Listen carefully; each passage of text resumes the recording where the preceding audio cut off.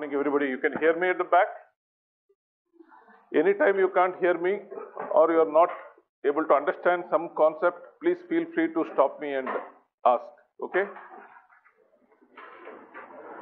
Now I'll be covering the following 4 topics: Transparency in Government, Right to Information Act 2005, Whistleblowers Protection, and Citizens Charter. All these come under the Transparency in Government broad topic. Now I have covered extensively, but still there's not a substitute for you to do some supplementary reading on your own. Don't just rely on the notes. As I told you in the IAS examination, it is not like the university examination. Questions will never be direct. You will always be asked to think on your feet, and they'll always ask some twisted, funny questions. And I told you my own experiences. Don't be upset by those kind of questions. It means everybody is in the same boat. Everybody will find it difficult. So while I would try to be as thorough in my coverage as possible, that is not a substitute for your supplementary reading. Okay?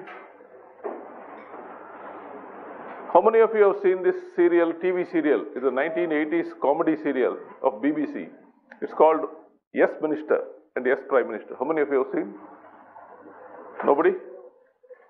Have you read those books, Yes Minister and Yes Prime Minister? No. I request you to, I know you're busy people preparing for the exam, but this is one serial. It's a comedy number 1. So whenever your mood is down, you can see it. Each episode is only 30 minutes, 28 minutes, 27 minutes, 30. So it is not very long. So whenever you are in time for a break, you can see it. And it gives you a good exposure to how government functions. That excellent exposure. And basically it is about the relationship between a minister and a secretary, about the civil service and the political executive. And it's a comedy. It shows the ministers, the executive bureaucracy always trying to pull the minister down, and how the minister is fighting back. And that's what the serial is about. The very first episode in that serial is Open Government. If you don't see the rest also, it's okay, but please see this. Open Government. You must have seen a lot of things on WhatsApp. These jokes keep circulating. You may not have realized it's from Yes Minister and Yes Prime Minister.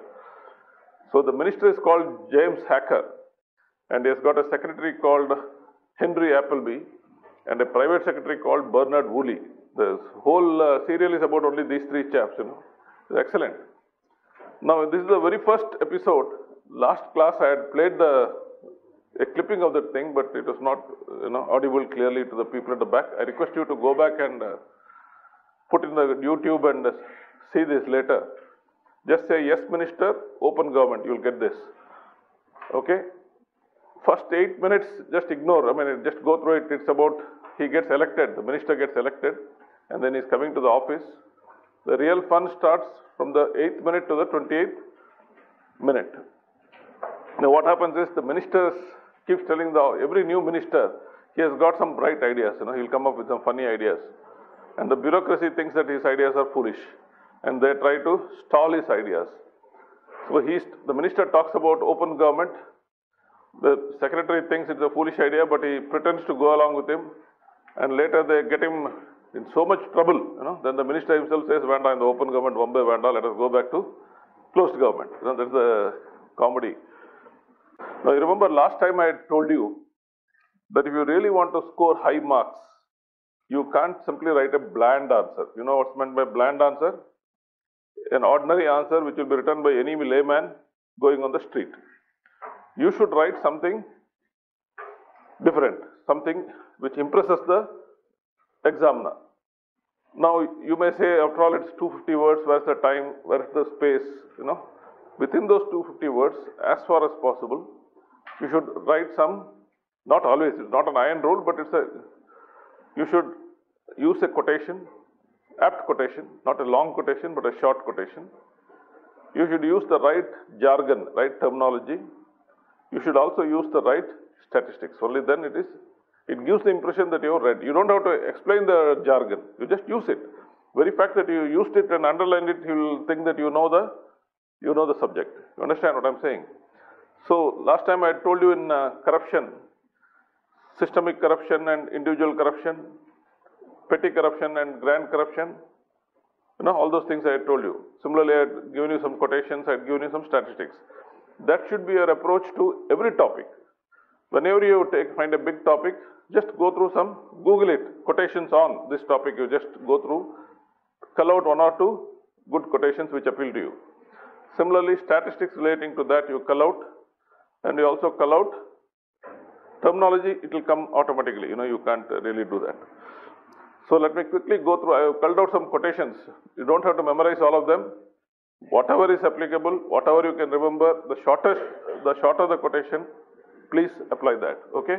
But a quotation always enhances the value of, supposing out of 25 marks, without quotation if you will get 10, with quotation you will get 15. With the right term you will get 20. You know, it will improve your marks considerably. Now the first quotation is by Lord Acton. These all are quotations on transparency. He says everything secret degenerates, even the administration of justice. You don't have to note down because you'll be getting the copies of the... Nothing is safe that does not show how it can bear discussion and publicity. Common sense, of course. You know who is Lord Acton? How many of you have heard of Lord Acton? What is his famous quotation saying? Very good. It actually, power tends to corrupt. Absolute power corrupts absolutely.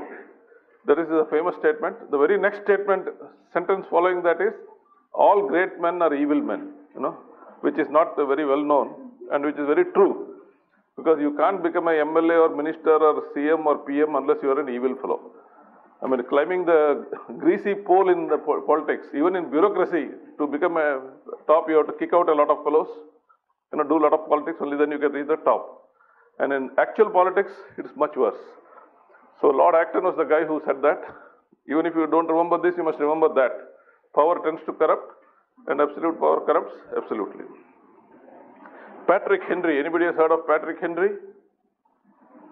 He was one of the people who fought during the American War of Independence. And his famous quotation was, give me liberty or give me death. You know, you would have often heard that. So when he was fighting against the British, his famous quotation was, give me liberty or give me death. So Patrick Henry says, the liberties of a people never were, nor ever will be, secure from when the transactions of their rulers may be concealed from them. He says, the rulers don't tell you what is going on, your liberties are not safe. Abraham Lincoln. I hope everybody knows Abraham Lincoln. Let the people know the facts and the country will be safe. Jeremy Bentham. Have you heard of Jeremy Bentham? Last time also I had mentioned his name. What is the name of the famous principle he came out with? Utilitarianism. What does it say? Very good. The principle of utilitarianism says, greatest good of the greatest number. All these things you should remember. Your answers will be so much better if you can use this right terminology at the right time, you know. Not necessarily in this answer, but in some other answer you may find, for example, is reservations a good policy? Now you have applied Jeremy Bentham's principle, greatest good of the greatest number. 52% of the people in India are OBC. 25% are SC and ST. So the principle of reservations benefits 77% of the population. Obviously it has to be good, it can't be bad. What is bad is any policy which favors only a select minority. If a policy favors only 3% or 5% or only the Ambanis, Adanis and the rich corporate fat cats, that policy is bad. So Jeremy Bentham said it 200 years ago, that any policy which benefits, common sense principle of course, the greatest good of the greatest number. If a policy benefits a large number of people, the greatest number of people, that policy can't be bad. But you will always find the vested interests criticizing these policies. You know, they will say, even this so-called stupid freebies, you know, which when these people keep criticizing, giving the free TVs or free fans and mixies. If you test it on the Jeremy Bentham principle, it is not a bad thing. Why?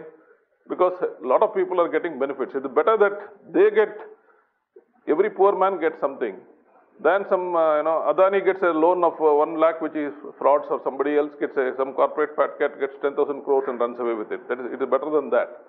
So the first principle of public administration is greatest good of the greatest number. Anyway, that's not the issue here.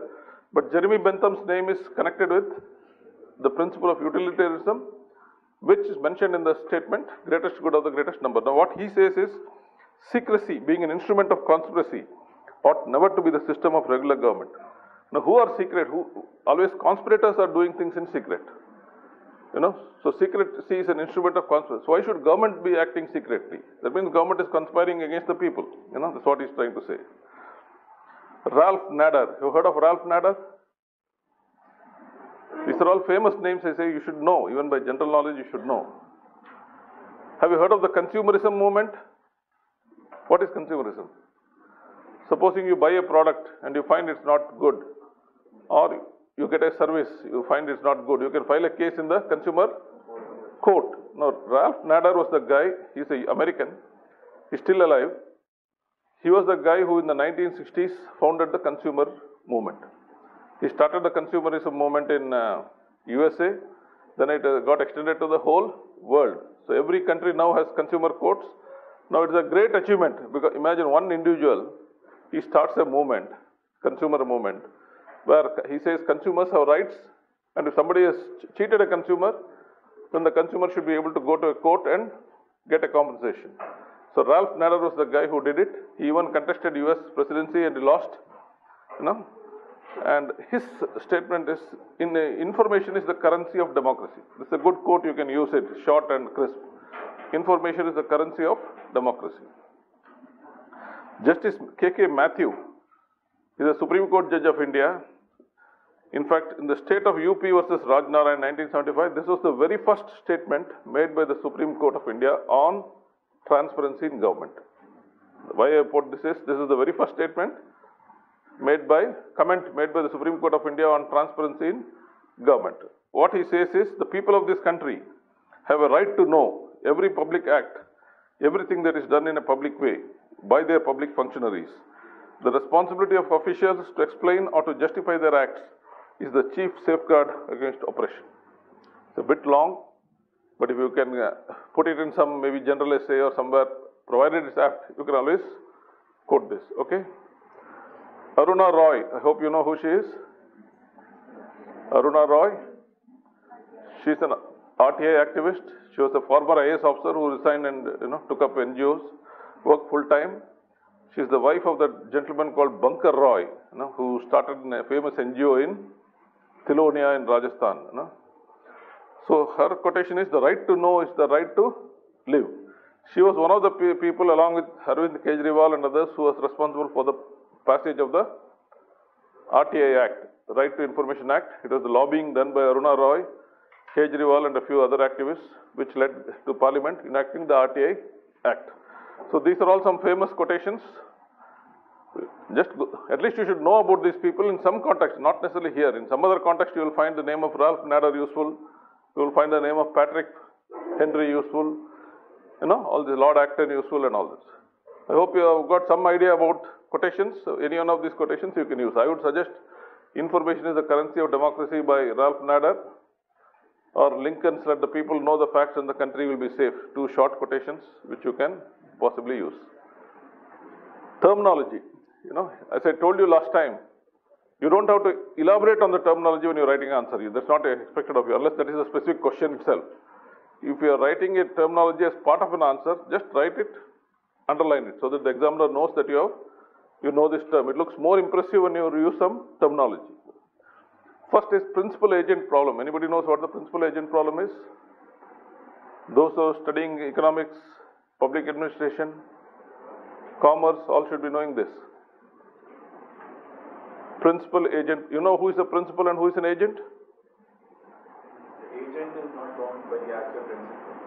No. The principal is bound by the acts of the agent. Agent is bound by the direction of the principal. Let us say I am having a shop. Let's say I am having some business in Chennai. I don't open a branch in Bombay and Delhi and Calcutta. Instead, I appoint 3 agents there. 3 fellows I pick up and say, why don't you sell my products on my behalf? Now, these guys are agents, they are doing my work. Okay. So, the agent has to carry out all the instructions of the principal. And the agent must be honest to the principal. That is, whatever he is doing, the principal, he should not be selling and not sending me the money. I will be sending him the goods. He may be selling at a higher price and keeping the difference. So, agent is supposed to be faithful to the principal. But in real life, you will find principals have a hard time in managing the agents. Because agents are always taking advantage of the fact that the principals are far away and they monitor them occasionally. And now, your elected representatives, the MPs, MLAs, they are actually agents. And the principals are the people of India. The citizens of India are the principals. And MLAs, MPs, ministers, civil servants, we are all agents. So, we are supposed to work on behalf of the principals. But in real life, we often don't do that. We try to work for our own enrichment or our own aggrandizement. Understand the point? Similarly, in a company, if you take a public limited company, the shareholders are supposed to be the principals. The shareholders appoint the board of directors, the MD, chairman, and the various employees. And those guys are supposed to be the agents. So, the board of directors and the managers are supposed to work on behalf of the shareholders. They are supposed to ensure that the shareholders get the maximum return. Instead, what they do, they increase their own pay. They live in style, and the company may sink, and the shareholders may get nothing. So, this principal agent problem, you find it everywhere. You find it in government, you find it in corporate sector, you find it in business. So, I'll come to it later, but principal agent problem is a terminology which is a very useful terminology. Not only here, you will find it useful in a number of other subjects. When you read some other papers also, you will definitely come across this. Information asymmetry. Can you tell me what this is? It's quite simple. There are 2 parties. One party knows more about something than the other. For example, my agent in Mumbai, he has more information about what's happening in Mumbai and than me. He's supposed to keep me informed, but usually people won't. Even in the civil servants, for example, even as secretary and all, HOD and all that, we never used to keep the minister 100% informed.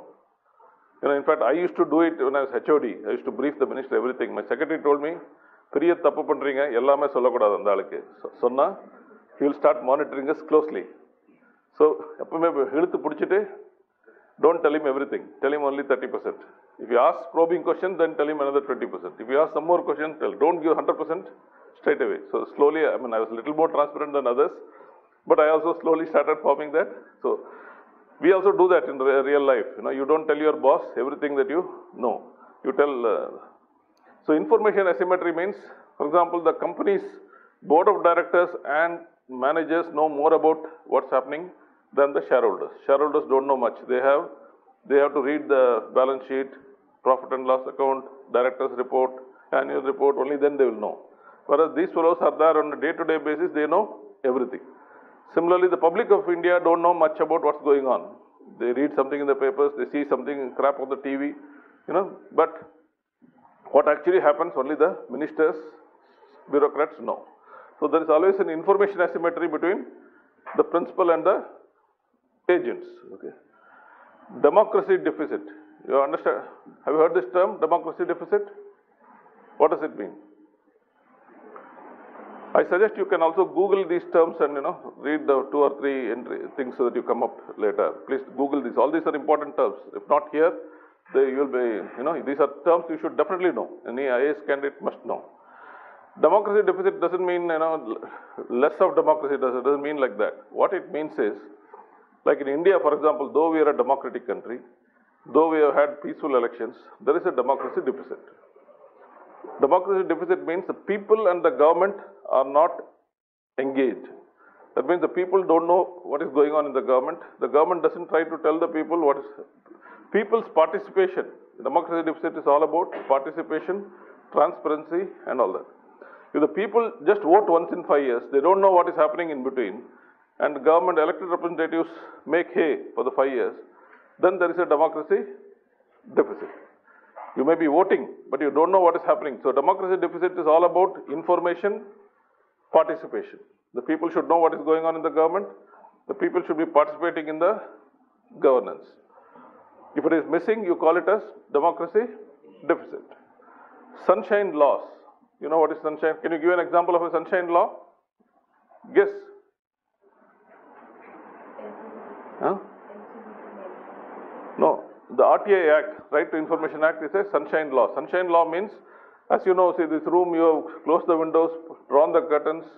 Because the AC is there, it's okay. Otherwise, it would have been, and artificial lights are there, it's okay. Otherwise, it would have been dark and dingy. So sunlight, as they say, is the best disinfectant. You open the windows, pull aside the curtains, let the sunshine come in. So sunshine laws means those laws which make for transparency, which allow people to know what the government is doing, or the shareholders to know what the company fellows are doing. So RTI Act is a sunshine law. Citizens Charter is a sunshine.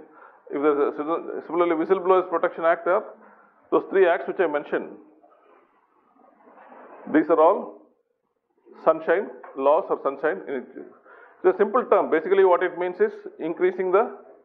But all these terms you should know. Now, if there is a question about RTI Act, let's say, you must write the RTI Act is a sunshine law enacted by Government of India, by the Parliament in 2005. If you write like that, your answer is more impressive than saying RTI Act was enacted in 2005.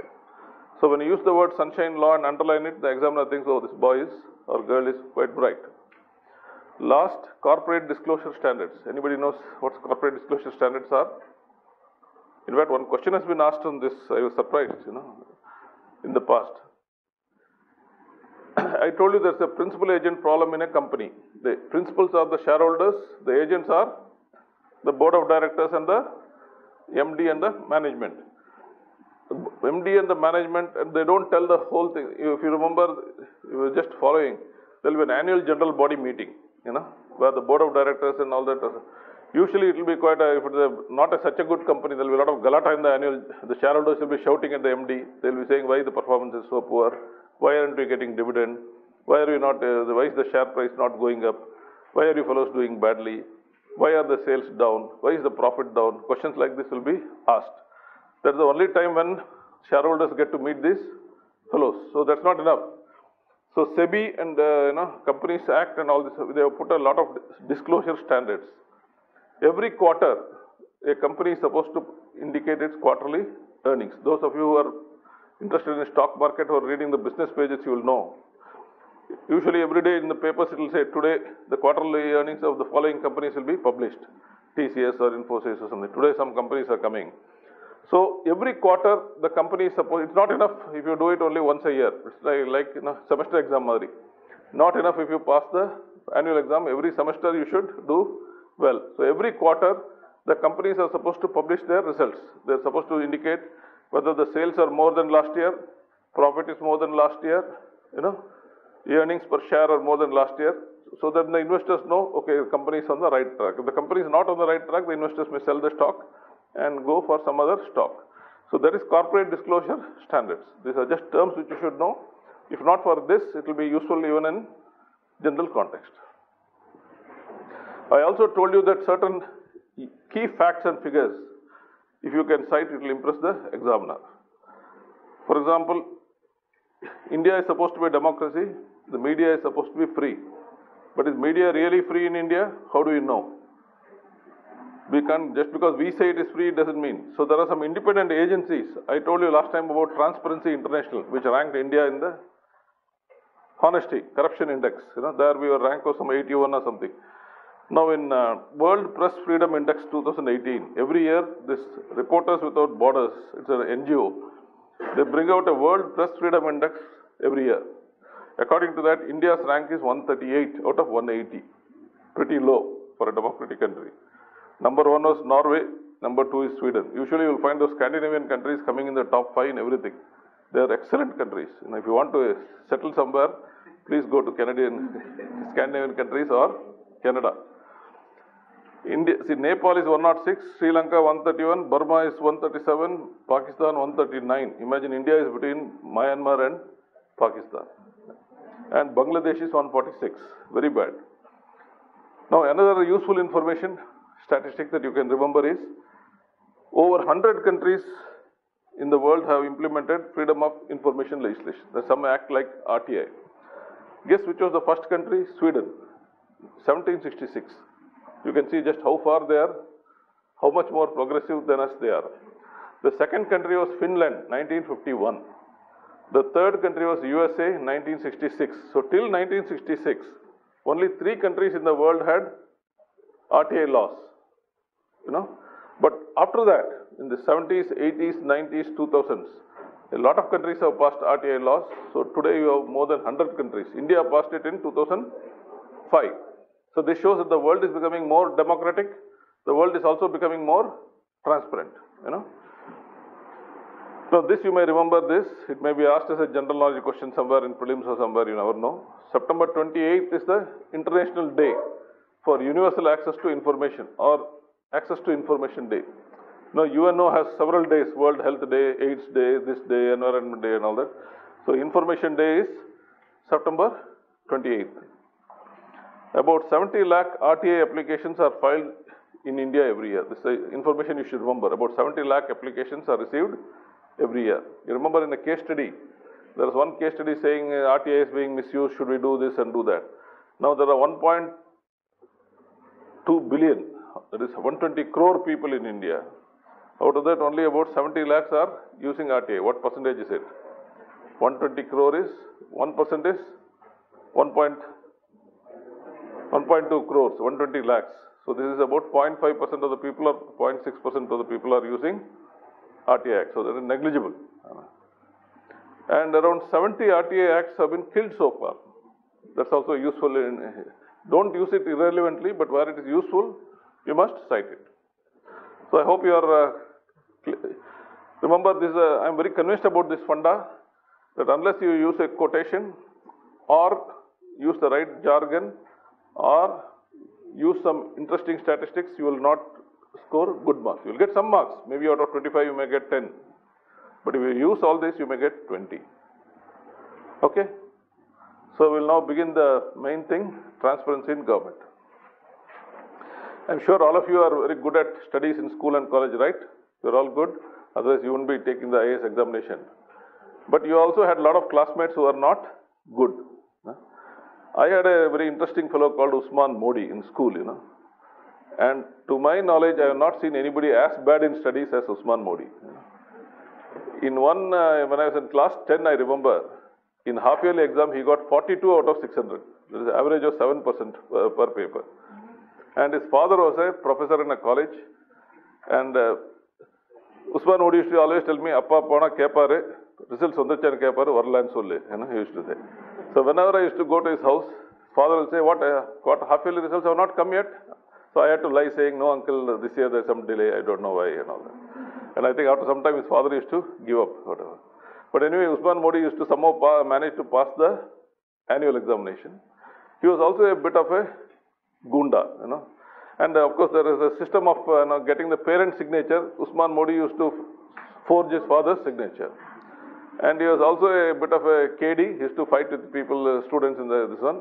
Once, his father, they asked him to come with his father. I don't know, there's a movie running called Pariyedum Perumal. Exactly same thing Usman Modi had done 40 years ago. He brought some other boy, with the topi and the beard. It was not his father, and he introduced him as his father. So, why was Usman Modi not being honest? Why was he not being transparent? Because he had a lot of skeletons in his cupboard. He had a lot of things to hide. Now, if you think Usman Modi is the only person like that, no. All governments world over are exactly like Usman Modi. They all have a lot of things to hide. They don't want to be transparent. That's why the governments try to be secretive. I'll give 3 examples of Government of India. Don't use it in your answers. I'm just giving you as an example to understand the point. First, between 2004 and 2014, the UPA government, used to create about 8 lakh jobs per year. Maximum was 10 lakh jobs, minimum was 5 lakhs, average is about 8 lakh jobs per year. Now, Modi ji in his election campaign in 2014, he said, if I am elected, I will create 2 crore jobs per year. That's what his promise. A lot of youngsters were inspired by that remark. Now, what happened between 2014 and 2016, in 3 years, Modi ji could create only 1.5 lakh jobs per year. It was much worse than even what even these fellows were doing. So, what did Modi ji do? He simply stopped publishing the results. See, there is a labor department every quarter. Labor department every quarter they used to bring out employment job creation results. Every quarter they used to bring out. So Modi ji thought the result was another in the Bombay. So from 2016 onwards, the job creation statistics have been stopped. It is totally wrong. So nobody has any idea now whether more jobs are being created or less jobs are being created. Most probably less, because if it is more, they would have come out again. So this is one case where the government, which was fairly transparent before, has become more opaque now. In fact, in that yes minister thing, there is one dialogue of the cabinet secretary. He says, if people don't know what the government is doing, the people don't know what the government is doing wrong. So like that.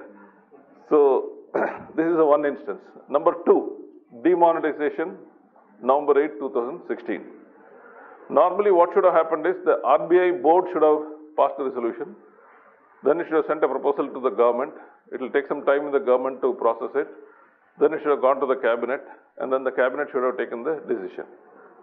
So here it looked like the Prime Minister took the decision suo motu, individually. So some RTI smart alec, he asked an RTI application saying, I want copies of the RBI board agenda notes. I want a copy of the RBI minutes. I want the copy of the RBI's proposal to government. I want the copies of the cabinet agenda notes.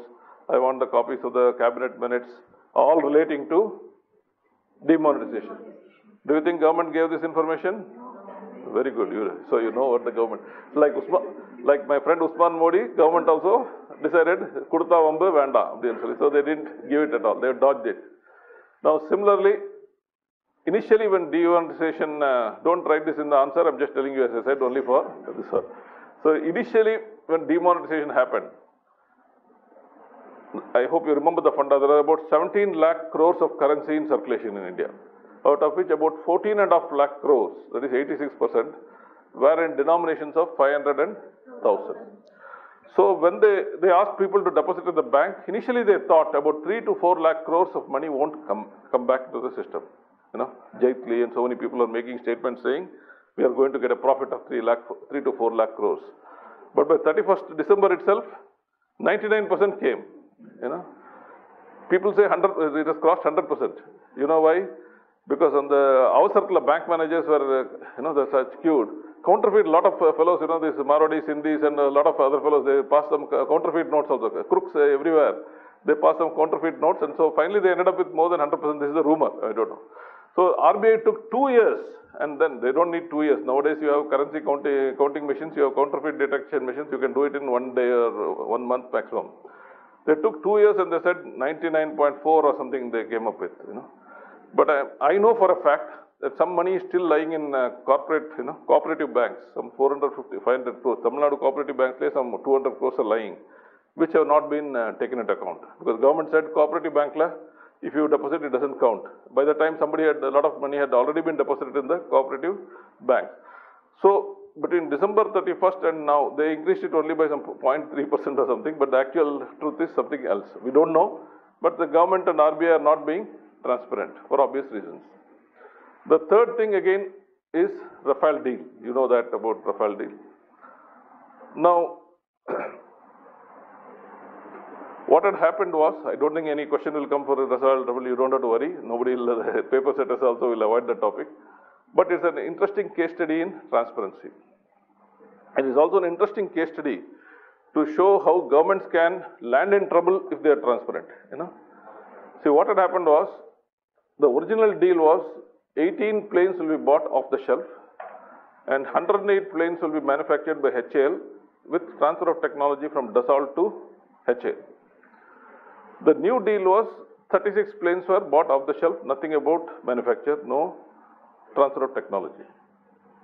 In fact, if they were smart, if I was their advisor, I would have said, buy 126 planes new. Don't buy 36. 36 is neither here nor there. Because if you buy 126 planes, then you could have said, HAL ala danda, we don't trust HAL.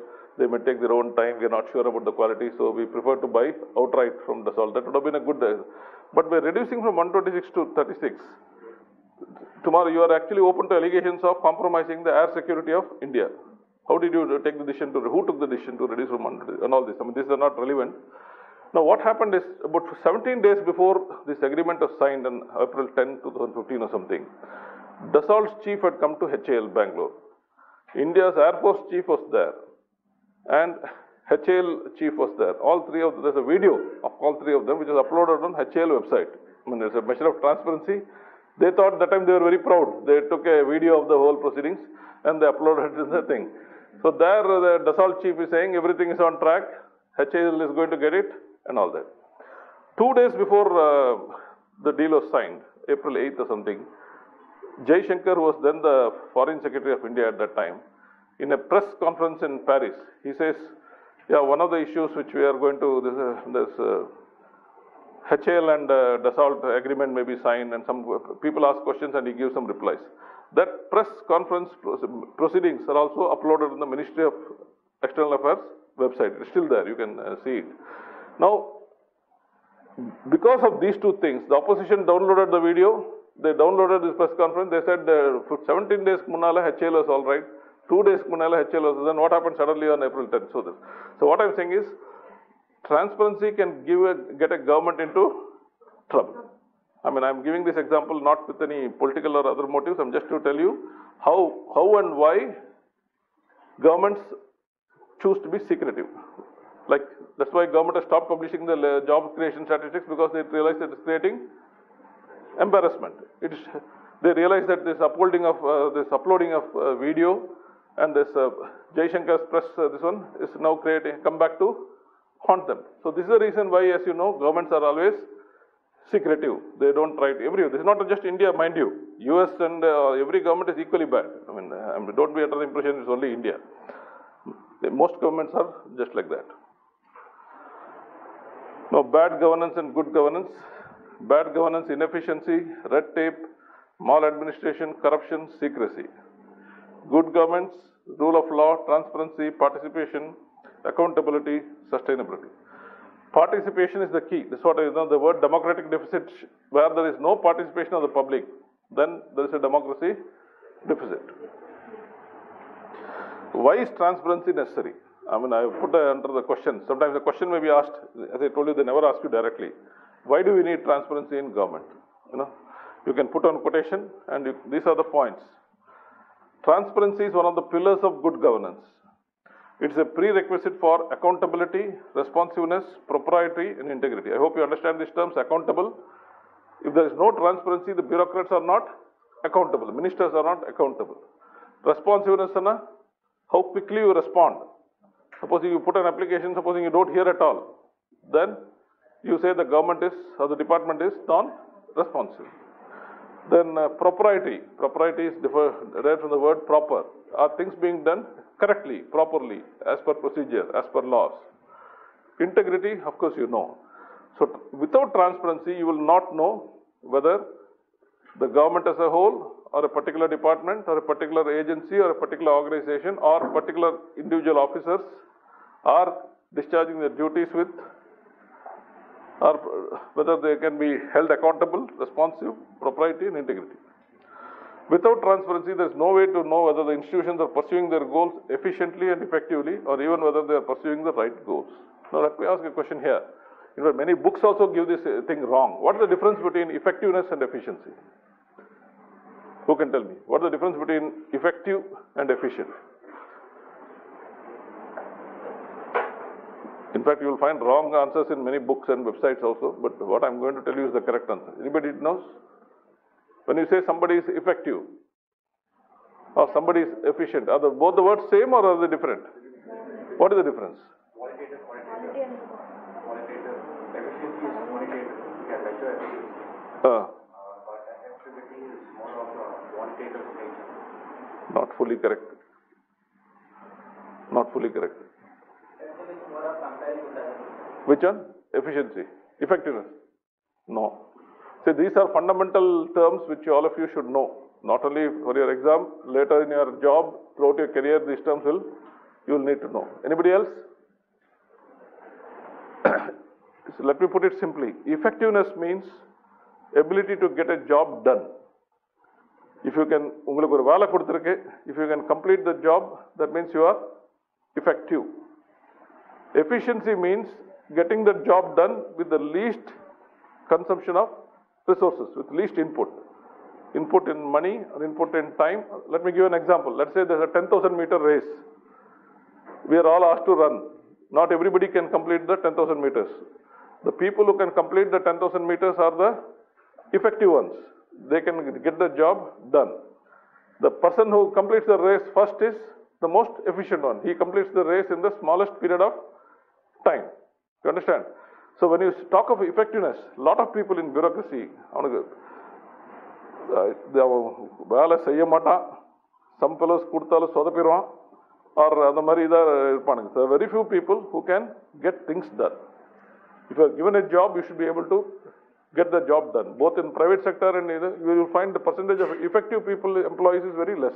So effective basically means getting a job done. If you have to run 10,000 marathon, if you can complete the marathon, you are effective. If I ask you to go and complete this work, complete my son's admission, pay the fees and come back. If I send you and along with my son, you come back without doing it, then you are not effective. So every organization is looking for employees who are effective. So first you have to be effective, then only the question of efficiency comes. If you are not even completing the job, then no point is saying, na 10,000 meter la 5,000 meter ரொம்ப வேகமா ஓடுனேங்க அதுக்கப்புறம் tired ஆயிட்டா. That's no use. You have to complete the task. So effectiveness is about completing tasks, getting jobs done. Efficiency is about completing the task or getting jobs done with least input. Either input in terms of time, input in terms of money. Understand? Then secrecy breeds suspicion. Distrust and hostility between the government and citizens leads to democracy deficit. I'm using the term democracy deficit here.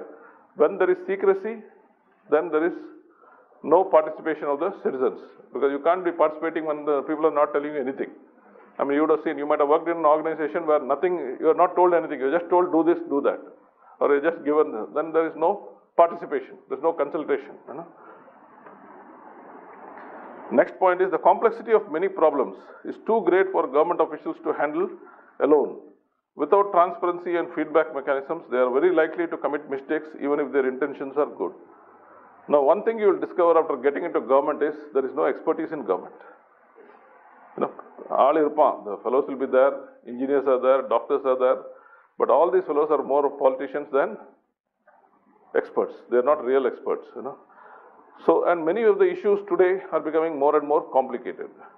Supposing you have to do a underground metro, Chennai metro, implementing it requires a lot of solid expertise. You don't have that expertise within the government. You may need to, locating, where should a station be located? That requires some consultation. Government may decide we locate it here.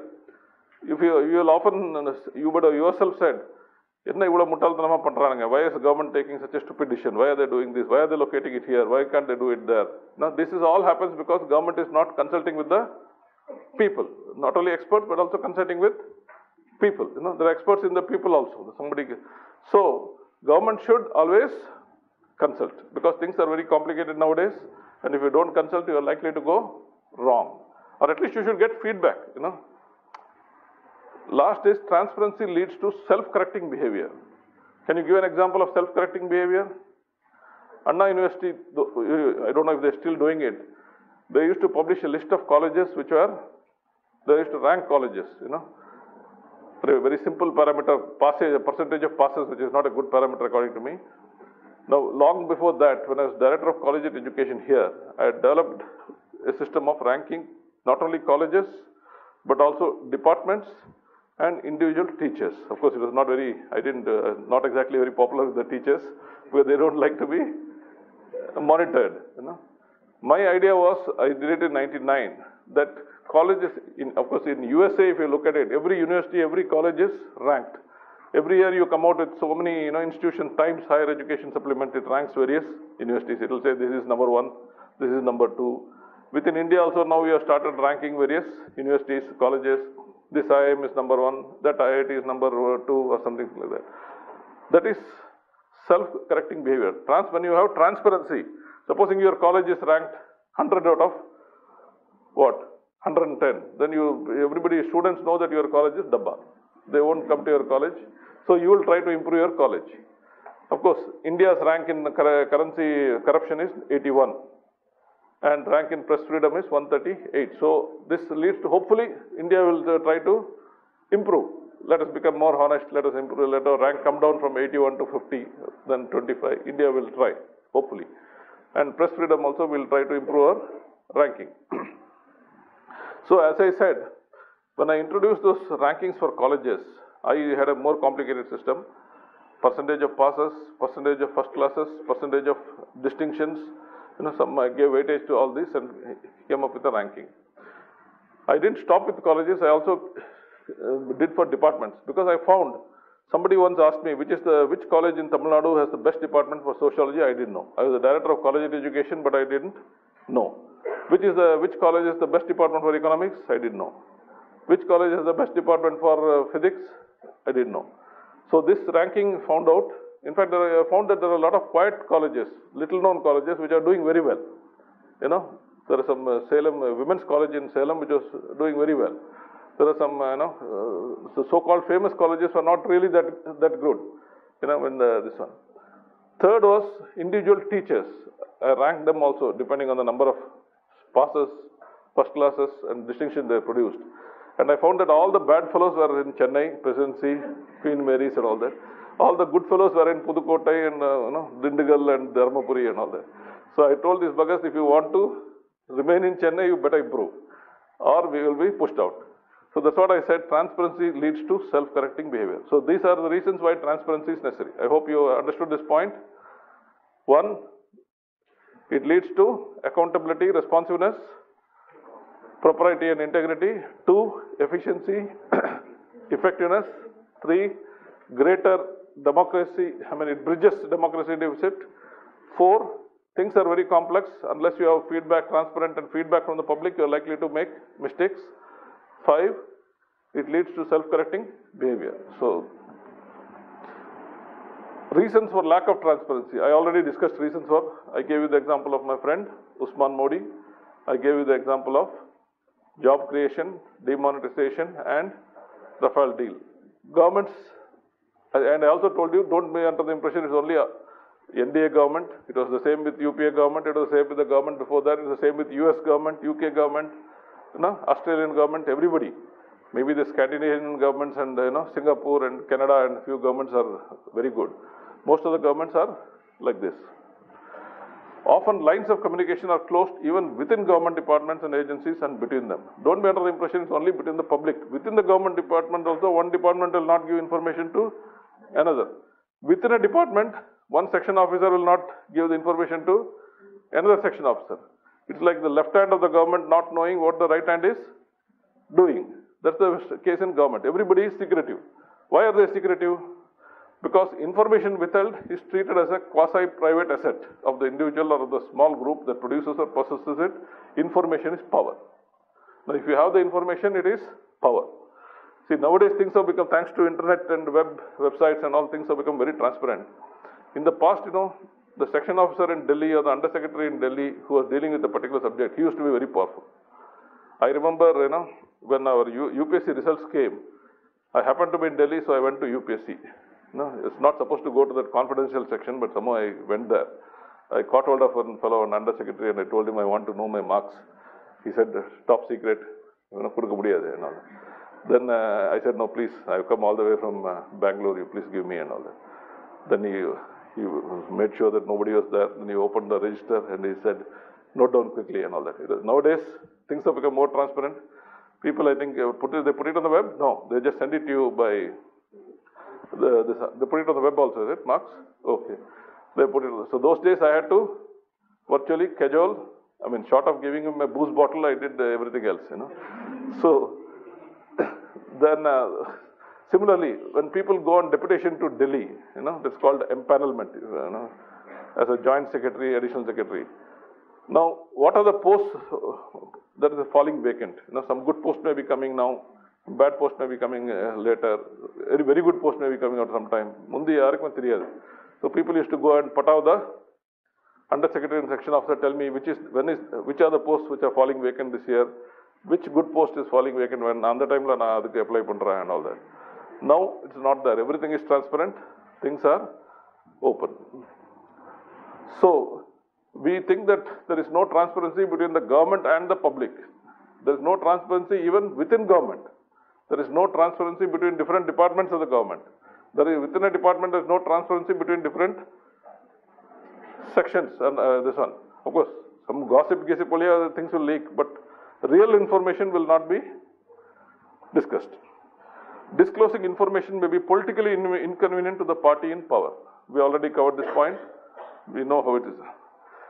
But the main reason for this mindset is the Official Secrets Act 1923. It's a colonial era legislation made giving information from a public office a crime. Punishment under the act could range from 3 years to 14 years imprisonment. So theoretically, if you give a copy of a file to theoretically the UPSC guy, he could have gone for 3 years imprisonment for giving me the copy of the marks, theoretically. But in the real practice in India, nobody gets caught, nobody gets punished. That's a different issue. So created a climate in government departments or agencies that was not conducive to transparency. I hope you're following the point. That is, what's your name? You. What's your name? No, behind you? Huh? Emmanuel. So, Official Secrets Act, you understand these are the reasons why there is no transparency in the government. One is, I don't have to repeat, but remember this, okay. Principal agent problem, I already covered this last time, but let me quickly run through this. Governments are supposed to be agents acting on behalf of the principals, the citizens. But agents often have interests that differ from those of their principals. Public choice theory. Has anybody come across this term, public choice theory? Anybody offering economics here? Public administration? If you are offering either of these subjects, you should have come across this term. Public choice theory. The public choice theory is basically this principal agent problem. What it says is, government departments, ministers, these fellows, their success is measured not by how well they serve the public, but by how big the department is, how big their budget is, how many employees the department has. You understand what I'm saying? Nobody says this department is, when people say in the department good, nalla posting, and the department bad, they are not saying because they can serve the public well in those departments. You can actually serve the public well if you go to rural development or agriculture or departments like that. But people are always trying to go to departments like economic affairs, finance, industries, because those are the departments which command prestige, which have large budgets and things like that. So public choice theory simply says that success of a minister or a bureaucrat is measured not by what? How much service he can do to the public, but by how much budget he can command and how many employees are under his control. Simple funda. Just big terms. Don't be psyched by all these terms. Ultimately, the point is very simple. So the real issue is how to increase the transparency of the agent's behavior so that the principals can monitor what is going on. The informational asymmetry, again I told you, always favors the agents. The agents inherently know what they are doing, while principals have to come up with ways of finding out what the agents are up to. Because principals don't know, they have to find out what the fellows are doing. Transparency reduces that asymmetry and thus reduces the power that agents have over the principals. Since agents are employed to serve the interests of the principals, the prevailing assumption should be in favor of agent transparency. Agents have no inherent rights to withhold information from principals. Let us say I am doing business in Chennai. I have appointed agents in Mumbai, Delhi and Calcutta. Do those jokers have any right to withhold information from me? They have no right. They are supposed to be 100% truthful to me. They should give me all the relevant information. They can't say, no, I'll give selectively. What I feel like giving, I'll give. They can't say that. Same logic holds good to the citizens. Citizens are the principals. The ministers and the civil bureaucracy are the agents. They have no business to withhold any information from the citizens. Now, if you agree to the point that agents can't withhold information from the principals, then ministers and the government cannot withhold any information from the citizens. And the board of directors and management in a private company cannot withhold any information from the shareholders. I hope you agree with this logic, because no agent has a right to withhold information from principal. Of course, in government they will come up with some defense like national security, this and that. We'll come to that later. So, disclosure should be the rule rather than the exception. All government information should be open to the public except when otherwise specifically exempted. So, the rule should be give information. The exception should be don't give under the following circumstances. Even when disclosure of some information is exempted, the criteria for keeping it confidential must be made public and transparent. Okay, even if you say we will not give the information, you can't be arbitrary about it. You have to clearly say we won't give information relating to national security.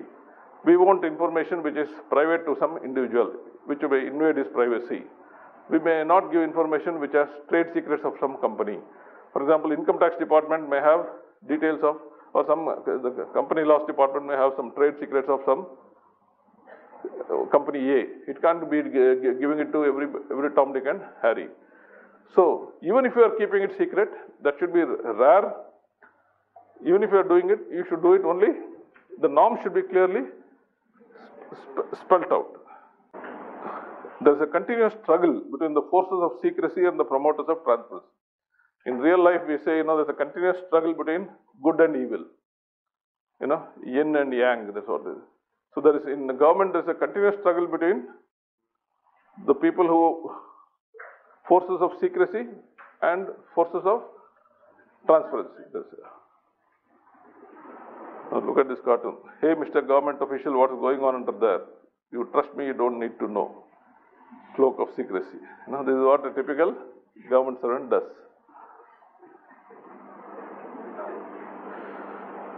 And remember, these are not Indian cartoons, these are foreign cartoons. So that means the thing is same everywhere. Okay. Now, two things, I told you, till 1970, only 3 countries had freedom of information laws, right to information. Sweden, Finland and USA. After 1989, after the Cold War ended, and number of democratic countries has increased. Dictatorships fell, monarchies fell, number of democratic countries has increased. Now, 100 countries have got freedom of information laws. That shows that a lot of countries have become, and one of the reasons is lobbying by the civil society. In India also, it is due to the lobbying of people like Aruna Roy, Arvind Kejriwal and chaps like that, we got the Right to Information Act. So in every country that is the case. Increasingly strong civil society organizations have intensified pressures on governments to become more transparent. The internet and mobile technologies have been great enablers of transparency, making information ever easier to locate and share. Now, before internet and World Wide Web came along, even if you wanted information, how will you get it? The government will have to print and supply, and it's very difficult. Now, it is possible. So, government has no excuses for not making the information available on the website. Transparency is needed at all levels of the government, national, state and local government. Even municipalities, village panchayats, blocks, everybody should be transparent. Transparency is also needed for international organizations like UNO, World Bank, IMF, ADB, European Union, etc. The short point here is everybody has to be transparent, not just right from the village panchayat to state government, central government, World Bank, international agencies, everybody should be transparent. Securities and Exchange Board of India, SEBI, mandates transparency norms and quarterly and annual disclosure of the financial data for listed companies to protect the investors. I told you about corporate disclosure standards. SEBI has mandated that every company, publicly traded company that is listed in the stock exchange, Bombay Stock Exchange or National Stock Exchange, must come out with quarterly financials, annual reports, director's report, all these things, so that the individual retail investor is not cheated. You can imagine before all these norms are there, how it would have been. Stock market investing was, a lot of fellows used to merely, the company would be useless. You will think that it's a good company, you will invest your money and the company one fine day, it's gone. Now, because even now all these things are happening, but you can imagine how bad things must have been before that. I hope you understood these points. These two things. Okay, now this is one point which I thought it may be useful. The question may, because in IAS exam, remember one thing, questions are never direct. They are never direct, they always ask something. I thought they may ask a question, has global transparency improved world security? Discuss. I'll explain what it means. You remember after 1945, there was Cold War between USA and USSR. And it existed until 1991 when USSR broke up into several countries. So for those 46 years between 1945 and 1991, the world was in a state of tension. It looked like a nuclear war may break out at any time. America had a lot of atom bombs, hydrogen bombs and all that. Russia also had a lot of atom bombs, hydrogen bombs. America had a lot of intercontinental ballistic missiles. Russia also had a lot of international continental ballistic missiles. You know, intercontinental ballistic missiles are needed to transport the nuclear bombs. You may have a bomb. Pakistan may have a bomb, but how will it send it to USA? It can't. It doesn't have missiles which will go all the way up to USA. So, unless you take the bomb in a suitcase, and so the world was in a state of tension. So then what the world leaders, they decided, look, this is not good. Let us come to, so USA did some, what they did is, they started sending some spy planes, which will fly at very high altitude, and they will take a photo of what is going on in Russia. And Russia was also sending spy planes going at very high altitudes, taking photo of what is happening in USA. In 1960, one US pilot called Gary Powers, he was shot down over Russia. He was flying a plane and taking photos. They shot him and he came down, and he was kept prisoner. And you heard of this Cuban crisis, missile crisis. Russia was putting up missiles in Cuba. Cuba is, as you know, is in the backyard of US. So, US, because of its spy planes, they found that missiles are coming up in Cuba. So, there's a, eyeball to eyeball confrontation between Russia, USSR and USA. Now, after all these experiences, these guys said, okay, then later this satellites came, communication satellites. Now satellites take pictures continuously, there are so many satellites going. And there's recently a Hindi movie called Parmanu, which shows how, India developed its, under Vajpayee government, 1998, India detonated its second atomic bomb, device. Now, one of the things in that movie is, the US satellite is going round and round. It's going over India between this time, and it's continuously taking photographs. So the satellite one time paatha avoid panni, matta time la bomb tayar pannirupaanga. Even to do something in our own country, they had to be afraid of the US satellite. So then at one point, Russia and USA, they entered into an agreement saying, okay, you take satellite photographs or spy plane photographs of my installations, I will take of yours. We will not shoot each other's thing down. Then they let us sign an agreement. You must have, those days, strategic arms, SALT treaty and all that was there. So they said, okay, we will reduce our bombs by 50%. You also reduce by 50%. We will reduce our missiles by 50%. You also reduce by 50%. Then the question came, how do we trust you? How do we know that you are really reduced? We will reduce our biological weapons by 50%. You reduce by 50%. Chemical weapons by 50%. You reduce. The only way is to allow each other entry to the other country. It is intrusive. Okay, we will throw open the installation. These fellows will say the same thing. If you remember Saddam Hussein and all that, the international body was sending a lot of inspectors to see whether he had any atom bombs, chemical weapons, things like that.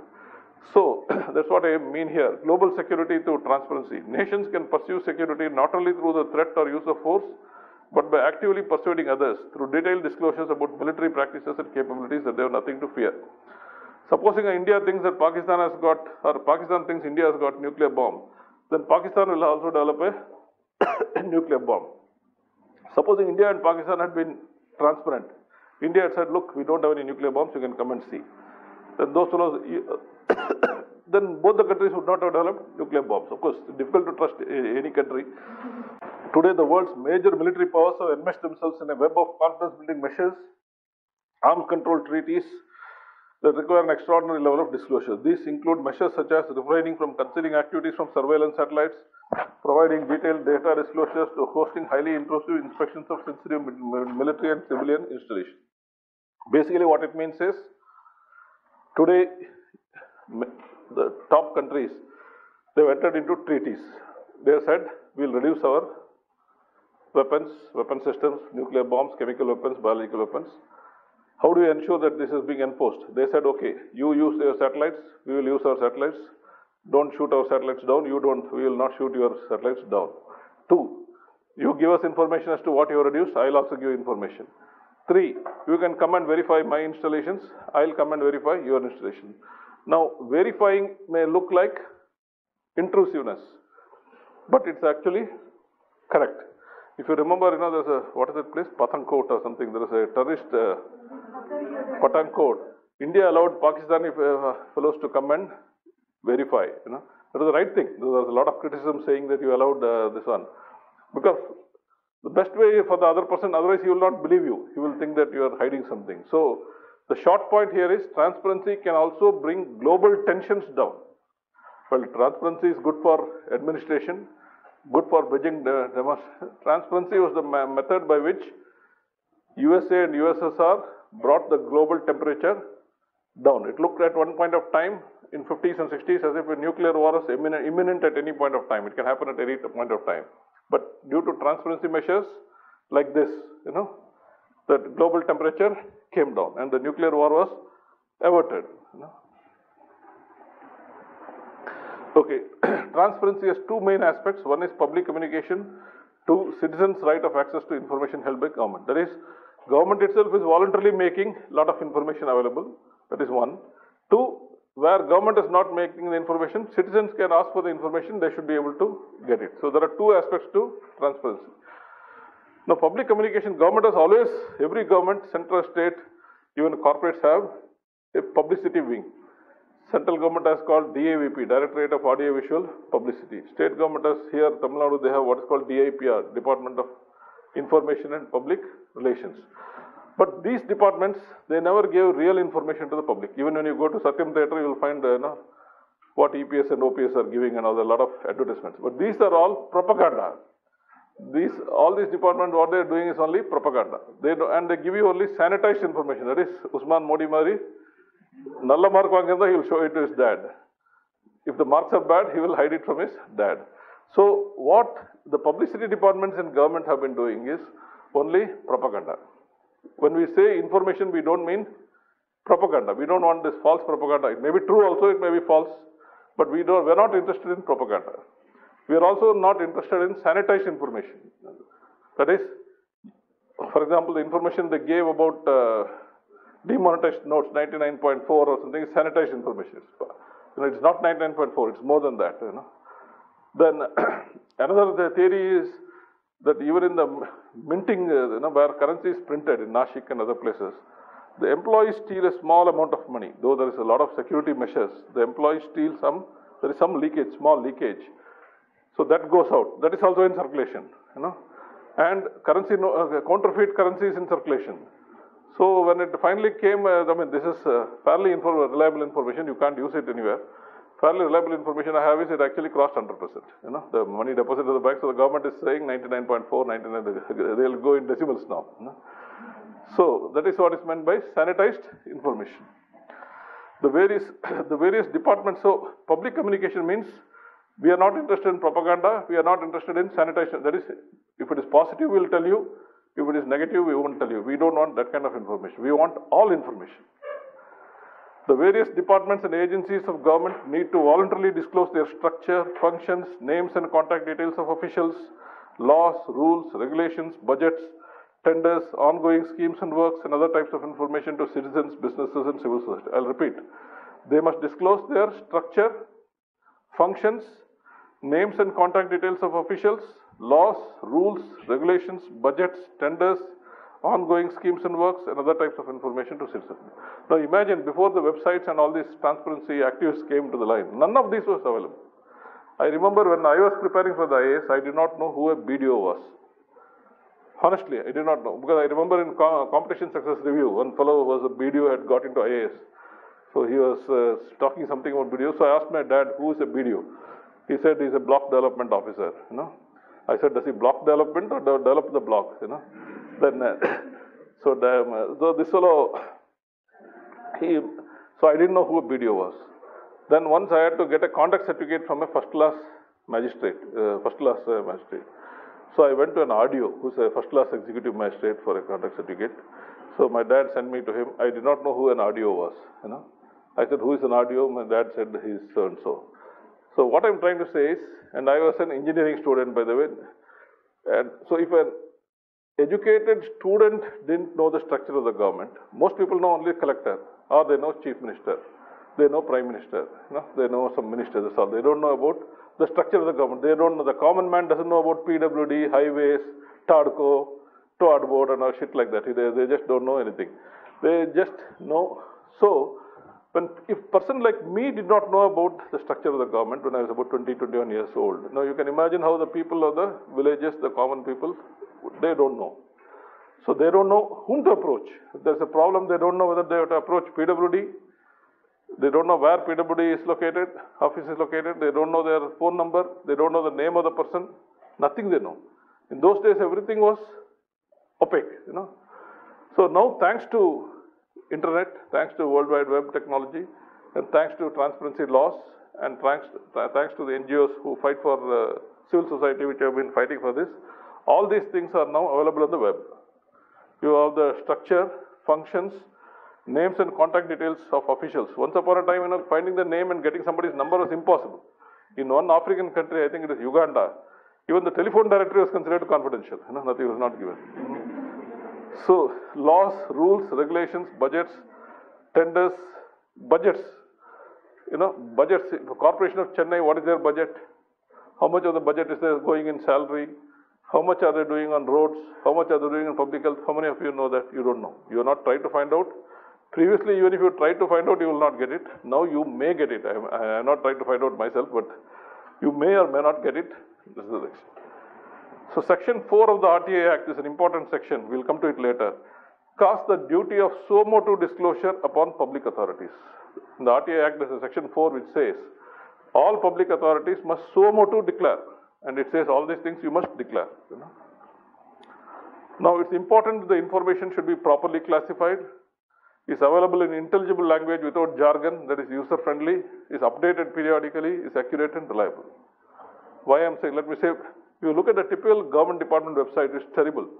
Very unreadable, very horrible, not updated, last updated in 2007 or something, you know.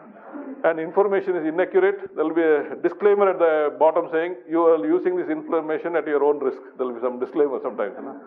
Now, why the hell are you having a website if you can't give accurate and reliable information? It is not updated periodically. And the language is very confusing. They use very technical language. The legal language may not be understood by most common people. Now you put the legal language, then you obviously people will not understand. So, as I said, but whereas if you look at a BBC website or some, you know, some private company website, they are usually classified neatly. And in a government website, you can't find the information. You know, I mean, even a person like me with so many years of experience, if I go to Ministry of Shipping website or Tamil Nadu government, you know, some website, if I want information, I have to search. And usually I go to the site map and see where there's one, and then I search. I put search and it doesn't work. So, you know, so it's very difficult, you know. And how many of you booked a train ticket under using IRCTC website? I think that's a very, if you can do that, then you can do anything in life. You know, but the worst website I've ever come across in my career is the IRCTC. The number of times you have to enter captchas, you know, enter captcha. I don't know, some raving idiot must have developed that website, you know. So the problem with, there is an organization called NIC, National Informatics Center. If everybody else, every other software developer tries to make it user-friendly, NIC tries to make it user-unfriendly, you know, as unfriendly as possible. I have not seen a single good NIC website which is user-friendly. So, as I said, it's not enough if you merely give the information. The information should be properly classified. It should be easy to read. It should be updated periodically, and it should be accurate and reliable. Government website, none of these. All these activities are time consuming, they require sincere effort, require constant follow-up, need a change of mindset, not easy in the government setup. So even though we have websites, even though we have, things are far better, of course, much better, you can't deny that. But still they can be even better. Public communication is a two-way exchange of information. There is need to continuously monitor public opinion and disseminate the findings within government for corrective action. When you say public communication, it's not one way, two-way. In the past, governments used to monitor by reading editorials in what various newspapers are saying, what, op-ed articles are saying, what letters to the editor are saying. Now government has got much more feedback. Any news item, a lot of jokers, no work, they'll be, some of them are trolls who write all kinds of rubbish. So, but government is supposed to take the public feedback. Now, in countries like US, you have what is called a Gallup poll, and you've got what is called a Pew Research Institute. They're doing sample survey of people's opinions on various issues. Here, we don't have all that. We just, every now and then they'll say, will Modi come back? What is Rahul's popularity vis-a-vis Modi? Who the hell is interested in all this? What you should actually do is, what are the public of India thinking about various initiatives of the government? This is what in USA and UK and all this, polling is continuously done. Every week there will be something. Okay, Trump's anti-immigration initiative, so many people welcome it, so many people don't welcome it. Some people want the following changes, things like that. So the government is continuously getting feedback, and government can also change its policies accordingly. Nobody, neither the government itself is not doing it, and the private fellows, media, other fellows are also not doing it. Now this is a quotation. He says, let's never forget that the public's desire for transparency has to be balanced by our need for concealment. So remember, what I'm saying, it is a worldwide phenomenon, not just Indian phenomenon. Now, open meetings and proceedings. This is a simple idea. Now, you would have seen Rajya Sabha TV and Lok Sabha TV being live telecast. It's necessary. Before it was not there. Now you know what these fellows are doing. What they're arguing, how many are present. Most of the seats you find are empty. In spite of live telecast, fellows fight. Sometimes they throw chairs at each other. They fight, all this. One fellow went and sat on the speaker's chair some time back. So, live telecast, you can imagine what these buggers will do if there is no live telecast, So, live telecast is a very good idea. Not only you should live telecast, you should keep a video recording of this and archive it for subsequent viewing. I might not have been able to see it. There should also be webcast. You should be able to see it on your mobile phone, you should be able to see it on your computer, and it should be uploaded to the Rajya Sabha website or department website, so that if I missed it and I want to see it later, 5 months later, 2 months later, 1 day later, I should be able to see what happened in the Lok Sabha or what happened in the Rajya Sabha on such and such a day. Okay? Now that's how, as I said, this HAL meeting up to the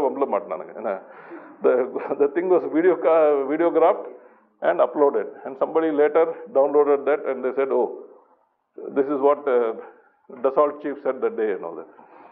Now, recently, I don't know if you have read it in the papers, on September 25th or something, Supreme Court said hereafter Supreme Court proceedings also will be telecast live.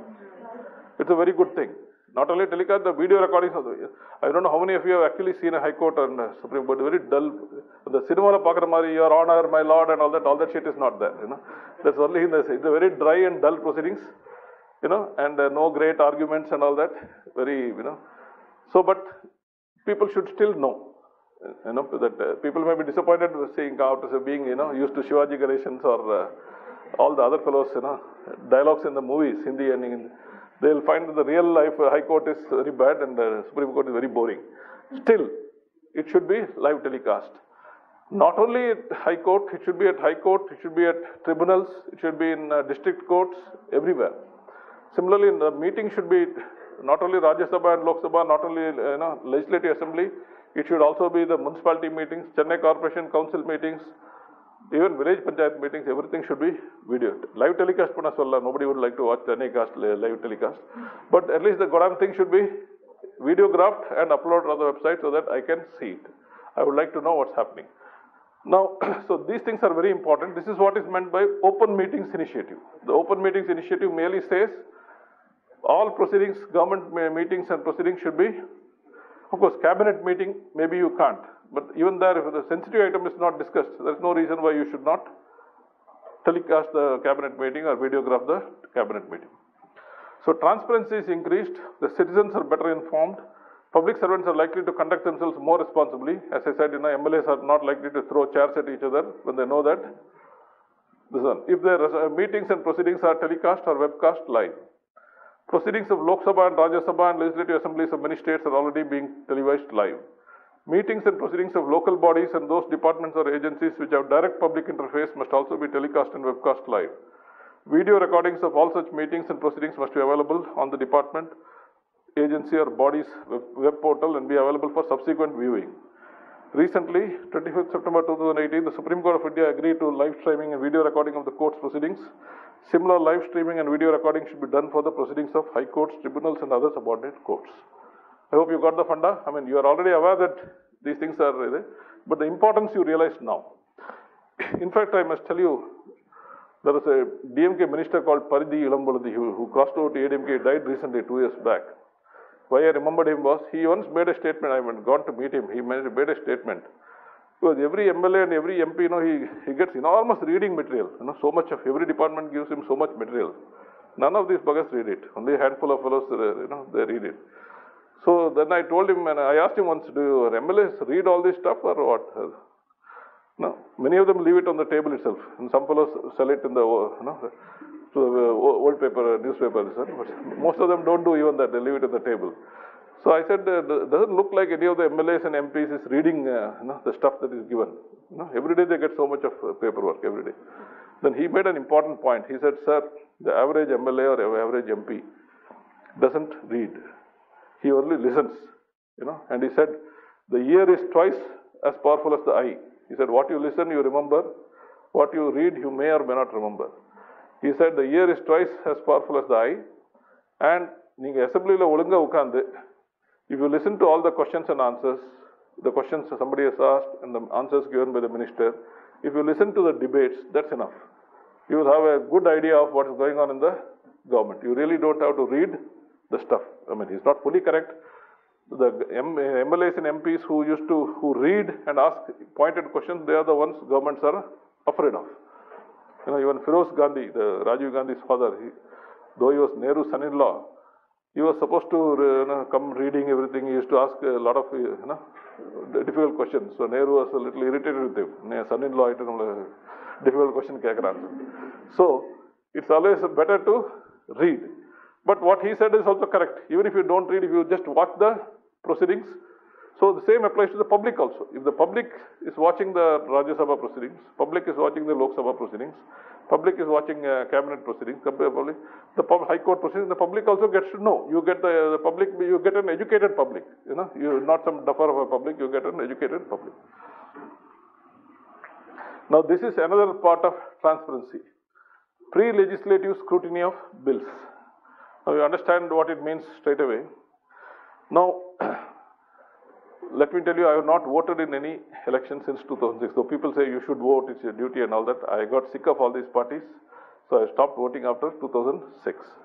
So I'm not a supporter of any party, nor do I criticize any party. But whoever is wrong, I say they're wrong. Whoever is right, they say they're right. One thing about this UPA government, 1 and 2, though they were very corrupt, they were involved in a lot of scams. They also brought in a lot of good initiatives. At least 6 or 7 solid initiatives they brought. One was the Right to Information Act, Right to Education, then Right to that NREGA, that Right to Employment for 100 days, then Food Security, the PDS. They did bring in a lot of useful legislation, which was people-centric, like this transparency-centric. They also brought a Whistleblowers Act, which I'll show later was useless. It is not up to the mark. They introduced a Citizens Charter bill, which they didn't pass. So, at least they were listening to the civil society and the public. They did try to bring in something. Now, one important thing which they brought, just before they left, they fell in May 2014. In February 2014, they brought this. They didn't bring it as an act. They brought it as an executive order. Pre-legislative scrutiny of bills. What it means is, before, you knew about an act only after it was passed. Many people don't know what the acts are, what are the laws of the land, many people don't know. Some people know that paper keeper padikirava, oh, indha mari sattam pass pannirukanga, and they know. Even then, they don't know what the provisions of the act are, what the contents of the act are. Now, and you will know about a bill. You know the difference between a bill and an act, right? So you know about a bill only if there is some controversy about the bill and the media has been covering about it. Only then you knew about the bill. Otherwise, you didn't know about the bill also. But now, see, in the past, the public were completely dissociated with the legislative process. They came to know the details of an act only after it was passed, unless it was controversial and was the subject of discussion in the media at the bill passing stage. From February 2014 onwards, the central government has been following a policy on pre-legislative consultation to be followed by every ministry. That is, what the government said is, I don't think state governments are doing it, central government is doing it, and the NDA government has continued the tradition. To be fair to them, they have continued the tradition. What the central government has told every ministry is, if you are bringing in a new bill, or bringing in an amendment to a new bill, or bringing an amendment bill to an existing act, you must first put it on your departmental website and Rajya Sabha website or Lok Sabha website for 30 days. And people can give their comments. A lot of comments will be useless, but some good comments also will come. And you should tabulate all those comments and then put it up to the cabinet so that the cabinet will take a decision and then place it before the parliament. So the people's comments will also be placed before the cabinet. They will also be placed before the, 30 days. 30 days, but because it is an act, it is an executive order, not an act. Recently, you remember there was a Higher Education Commission of India bill. The UGC was supposed to be replaced with HECI, a very bad legislation, horrible bill, you know. And because it was a bad, they wanted to rush through it. They gave some 15 days or something for this one, pre-legislative scrutiny. Then there was a hue and cry, and then they said, okay, 30 days. And then, it didn't pass. I mean, because the teachers and all these fellows are up in arms. It's a bad bill. Now, we could know HECI bill was bad because of pre-legislative scrutiny. If we didn't even have the pre-legislative scrutiny, how will you know that the bill is bad? So, pre-legislative scrutiny of bill is a must, absolute must, and we should insist upon it. You understand? So the policy mandates that a draft bill be placed in the public domain for 30 days. It is to include a justification for its introduction, financial implications, estimated impact assessment, and an explanatory note for key legal provisions. Any member of the public can comment on the provisions of the draft bill. A summary of the comments received is made available on the relevant ministry's website. It is sent along with the draft bill to the cabinet for approval. Now you will be surprised to know, in fact, the study has been done. Most of these MPs and MLAs, as I told you, they don't read the bill provisions at all. You know, they just go by the party. If the ruling party is piloting a bill, Chief Minister knows, Prime Minister knows, we will simply support. If the opposition party means Kannamudi, he will oppose. You know, and opposition parties will at least try to read. At least one or two fellows will try to read because you can't ask questions unless you read. Ruling party fellows usually won't read at all. They will blindly support. Now, in USA, one guy, funnily, one elected representative, funnily brought an amendment saying, there should be a certificate under each act saying that the members have actually read it, For certificate, so they said, no, this is insulting, we will not do it and all that. And in India, a study has been done. They found many bills are passed within 1 minute, 5 minutes, 10 minutes, no real reading.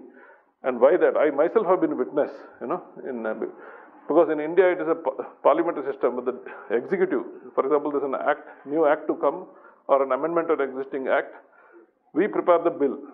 It is placed before the cabinet, then it goes to the assembly. You won't believe it. They are called legislators.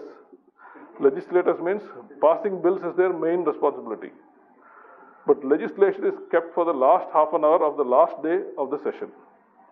Unless it is some very controversial thing, and then normally this is kept for the last half an hour of the last day.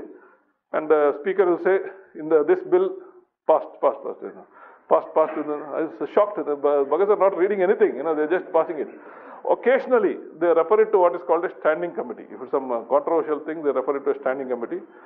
And some people, they will say, refer it to standing committee because even if padika ishtamilla. Sorry, at least standing committee, somebody will read it and so they say, refer it to standing committee, So, but the general rule is, legislators don't read. Now, public also doesn't read, legislators don't read, so that means a handful of officials or a handful of politicians in the state or center, they are bringing about all the laws. Now, because of this, information is widely disseminated. Public will start writing articles, public will raise questions, some NGOs and the civil society may do some agitation. It's a good thing, you know. So, I hope you are all clear about transparency till now, whatever you have covered. Okay. Right to Information Act. How many of you have read the Act? No. Okay, I will give you the main fundas of the Act. The Right to Information Act breaks the shackles. Section 2F of the Act defines information. Now, since it is about information, you should define what is information.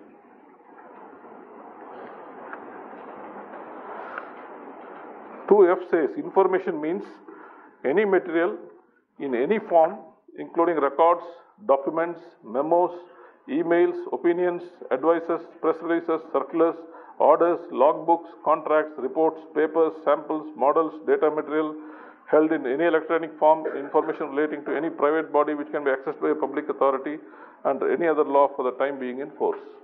So basically anything and everything is information, whether it's an email, press release, opinion, legal opinion given by a lawyer, circular issued by somebody, order, nothing is exempt. Anything, and it can be in electronic form or it can be in hard copy printed form. So all this is information. Section 2H defines public authority. Public authority means any government department, organization, whatever is called public authority. As per Section 2J, right to information includes the right to inspect, take notes, extracts or certified copies and obtain information in print form or electronic form available with any public authority. Any of you have used RTI at any time here in this group? Anybody has used? You have used it. See, most people think RTI, right to information, is only right to get a certified copy. You apply and get a certified copy. No, you can even go and inspect. You may not want a copy. You may say, I want to come and inspect the document, please make it available now on the Pakra. You can say that. You can take copy down notes yourself. You can take an extract. You can take a photocopy. You can get a certified copy. And it can be either in electronic form or it can be in printed form. You know. Of course, some smart Alex, you know, they're trying. I'll come to that later, not now. Okay. Now, Section 3 of the Act, this is the most important section. It says all citizens shall have the right to get information. Simple one sentence. All citizens shall have a right to get information. The word is citizens. Doesn't mean a non-citizen residing in India, a NRI, a foreigner, American Consul General cannot file an RTI. You know. So all this it's only for the Indian citizens. Section 4, I already discussed this in public communication, mandates suo motu disclosure of information by each public authority. Section 4 says all the information should be suo motu means voluntarily, you know, by yourself. I mentioned Section 4 here. See, various departments and agencies of government need to voluntarily disclose Section 4, right? Why is Section 4 important? Tell me. The thinking is, if you implement Section 4 properly, if you voluntarily give out information, then requests for RTI will become less. The study has shown that even the website proper disclose pannagana 55% RTI applications will come down. You know. Section 6 presents the mode of application. The great thing about RTI is you don't have to say why you need the information. You know, nobody can say, you can't ask. I'll ask for cabinet meeting notes. I'll ask for cabinet meetings. I'll ask for Rafael deal notes. I'll ask for Rafael deal agreement. Anything and everything I have a right to ask. Whether you give it or not is a different point, but I have a right to ask. Section 6 prescribes the mode of application. No need to give reasons or any personal details. Supposing I should apply to Officer A. You know, he's the guy with the actual information. But by mistake I applied to Officer B.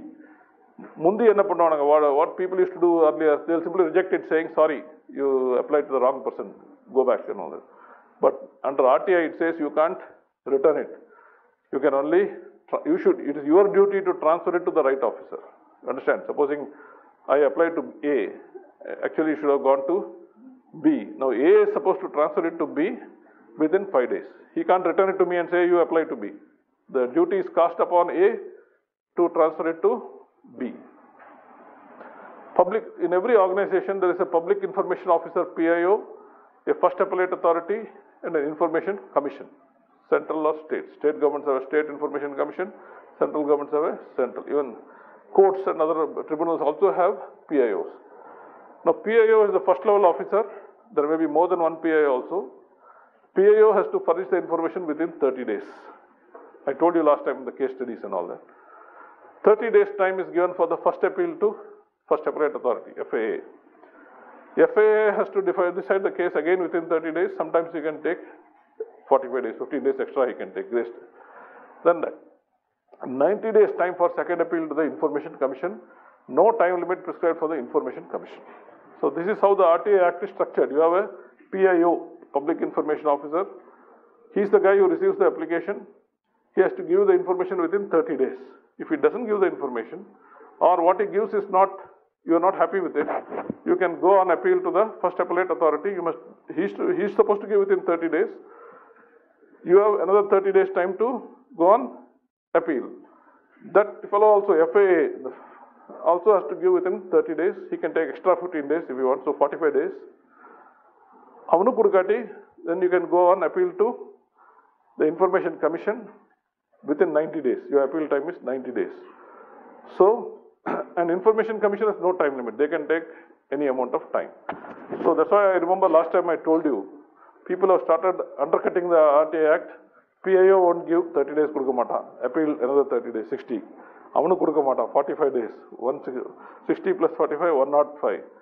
Then 90 days for appeal. 105 plus 195, 195, that is 6.5 months. Adukula, most fellows would have lost interest. And by the time Information Commission hears the case, it may be 1 year or 2 years. So many people have now started realized. Initially they didn't realize. Now they realized. Kudukame votirla, papa. Information Commission sonna papa on the state papa. Papa is the bad thing.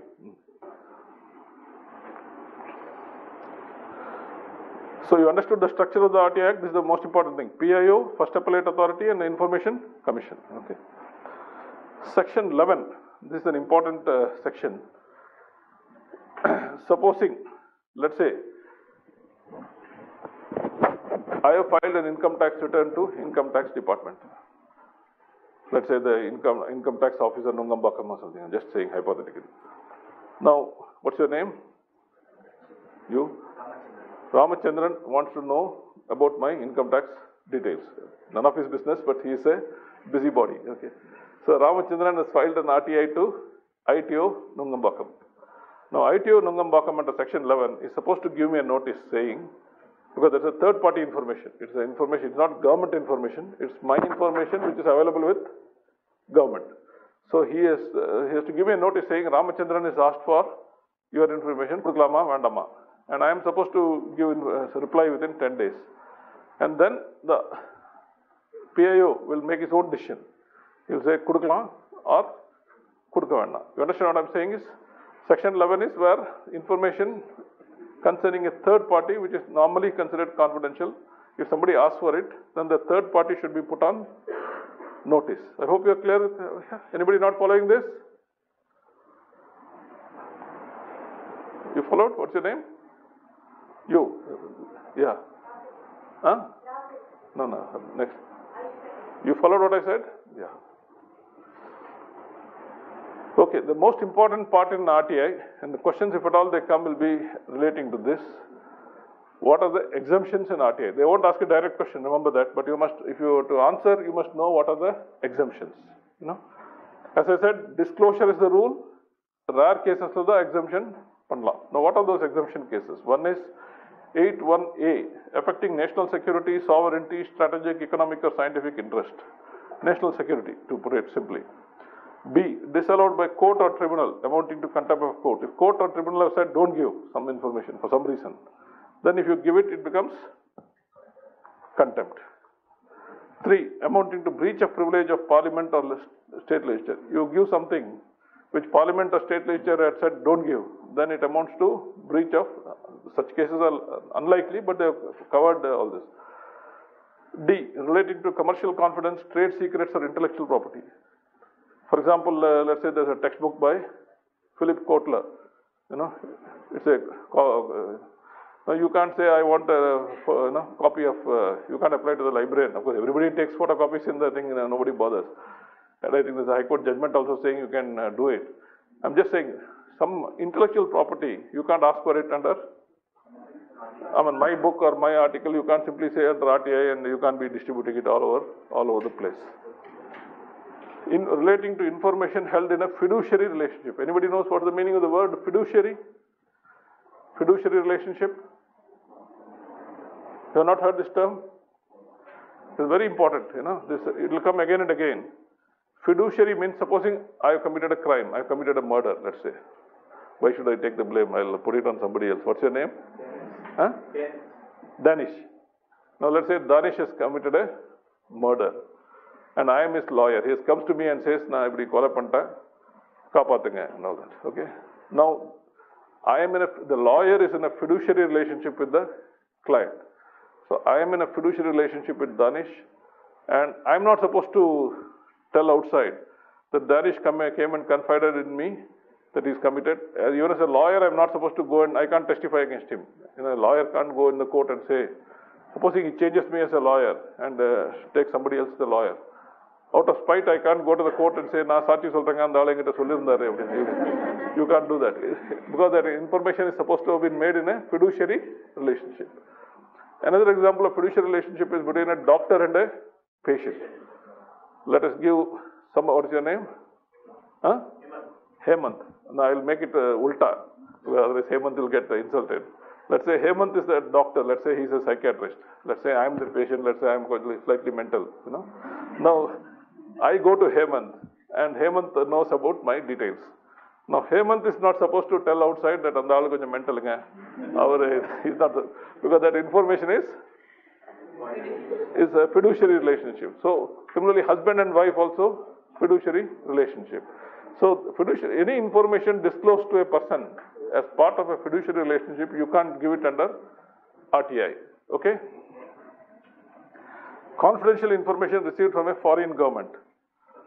Now in Rafale deal, as you know, Nirmala Sitharaman is using A and F. She is saying national security and she is saying it's confidential between government of France and government of India. Oru mandangati confidential kedayadu. Okay. Then affecting the life and physical safety of any person. Supposing the information is given, it will affect by giving, if I give the information, let's say somebody had made a complaint about somebody, and people want to know who is the complainant. They'll want to go and break his legs. So if I feel there is a danger of this being misused, I may withhold it. I may say, "Illa, kudukka mudiyadhu." What happened? Huh? Didn't hear. So what happened is, you won't believe it, RBI actually gave this ridiculous excuse. When somebody asked them an RTI question on demonetization, they said, "Illa life and limb, naanga badil sonna engalukku adi vilugo." So they said, they used section 8(1)(g). They said, "We are afraid to give the results because then we'll get beaten up." Then H, impeding an investigation or apprehension of prosecution of an offender. By giving the information, if some investigation is going to be blocked or some offender will escape or prosecution is going to be delayed, then you don't have to give it. Then cabinet papers and records of deliberations of councils of ministers, secretaries and other officers till the meeting is over. It's a great power. It means you can even see Tamil Nadu cabinet papers. But it's secret only till the meeting takes place. You see, once the meeting is over, the minutes are issued, they should give it to you. They cannot say no. Of course, in the demonetization, they have not given. They have been dilly-dallying and dodging and all that. Using the technique I told you, wait, let it go on second commissioner report of audience. Someday they will say, Information Commission is going to say, give. But by the time it will be 2 years, demonetization would have become, already it's 2 years, so by the time it will become stale. This is very important. J. Most case laws are related to J. personal information, the disclosure of which has no relationship to any public activity or interest and which would cause serious invasion of privacy. I gave the example, my income tax return is with ITO Nungambakam. Ramachandran wants to know it. It's my personal information. Why the hell does Ramachandran want to know it? He has no business. So, that should not be given. Now, let's say, Ramachandran also wants to know all the posts that I've held in Tamil Nadu. So, he puts an RTI saying, you were appointed from which year, in the 30 years or 35 years he was in government, tell me all the posts that he has held. Later you will see, technically it's got some public relevance. Later the judgments have come saying, because too many characters like Ramachandran have been asking for too many queries like this. So Supreme Court also said, private information about an officer should not be given. I hope you are clear about the exemption cases. National security, contempt of court, breach of privilege of legislature, then trade secrets, then fiduciary relationship, foreign information, physical safety, then investigation or trial, then cabinet papers, and then personal information. This student is caught for copying in an exam. The principal is saying, I know you have a Right to Information Act, but that doesn't mean you have a right to copy information out of your textbooks inside the examination hall. So this fellow says, I have a right to information, so I am copying.